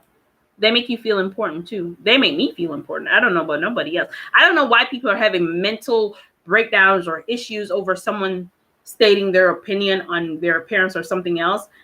I will screenshot that shit, frame it, and put it up and show them that, oh, look, I screenshot your message. It was so freaking funny. I had a good laugh when you do it. Keep it coming, because I know that I'm going to the bank afterwards.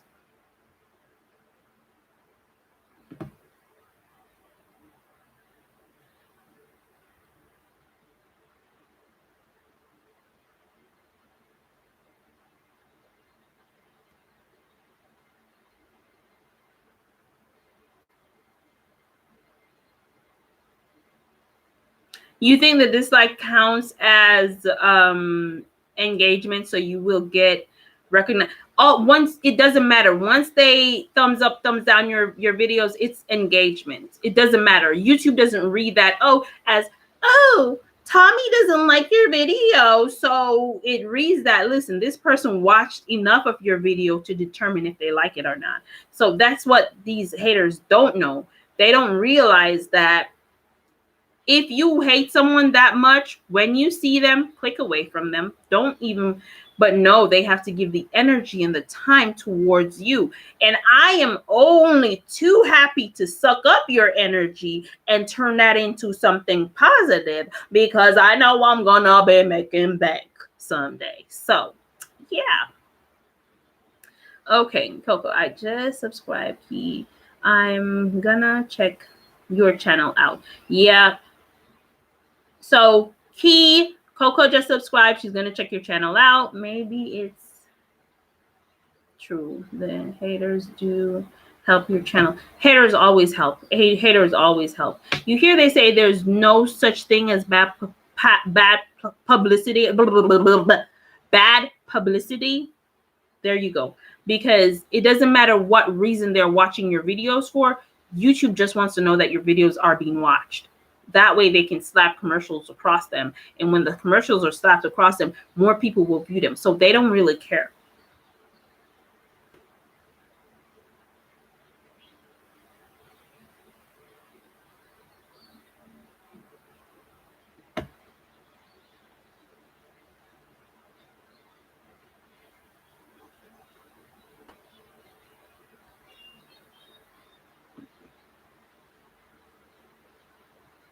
No, never you do that. Never you change your content to fit in. Never you do that. Another reason why I started my channel on webcamming, not a lot of girls were doing it. And the girls that were didn't give you in-depth information. So I started my channel and I started doing it with a difference.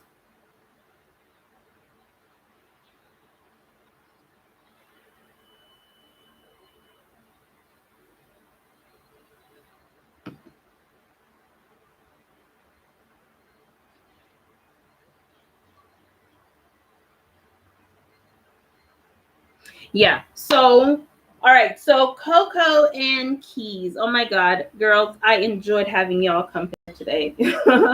I enjoyed it a lot. But Mama is gonna get off and go work some of this money to pay these bills and talk to these guys so that my bills can get paid.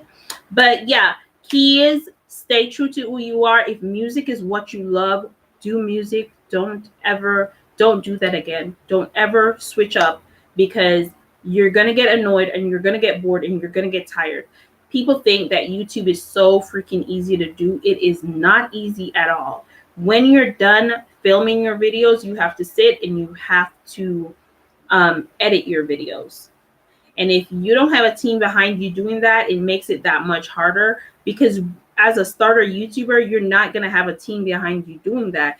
You're going to be doing it your damn self. So for that reason, girls, when you're doing your channel, Coco, if you start your channel, please niche down. Please figure out what you want to talk about and allow the audience to come to you no matter how long it takes.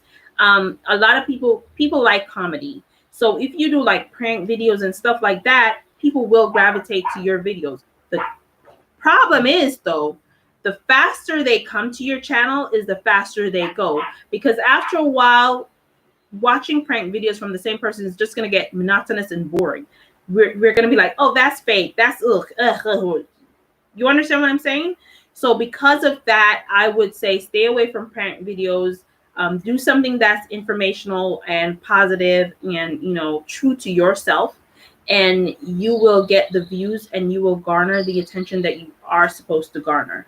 Keys, go back to your music. Allow your audience to come to you. They will come. And they're not going to come with you going all over the place. They will come. Trust me on that. And take it from someone who is nowhere in the game yet and giving you this type of advice, to just stick with it. Because once they come, they're going to stay. Right? They're going to stay. So I'm going to come off this right now. Let me just do this real quick because I don't want to lose you. I'm going to copy your name. And I'm going to paste it into my YouTube so I can find you.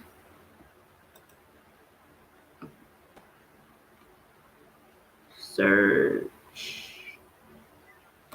I'm going to search you now.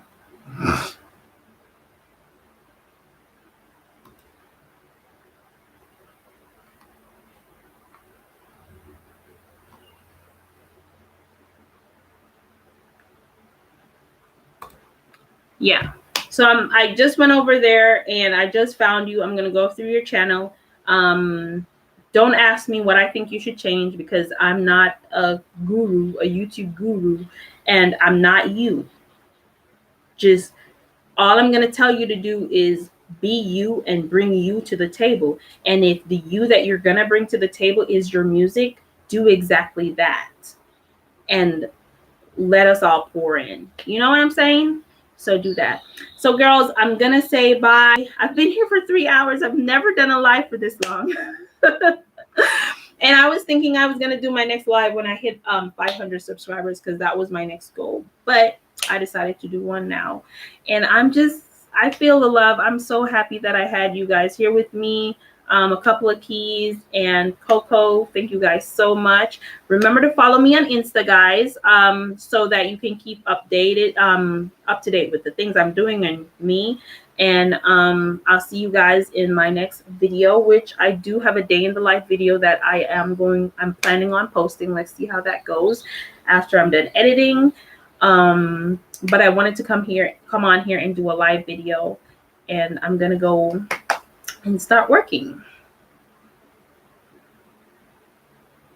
All right, love you guys. Bye.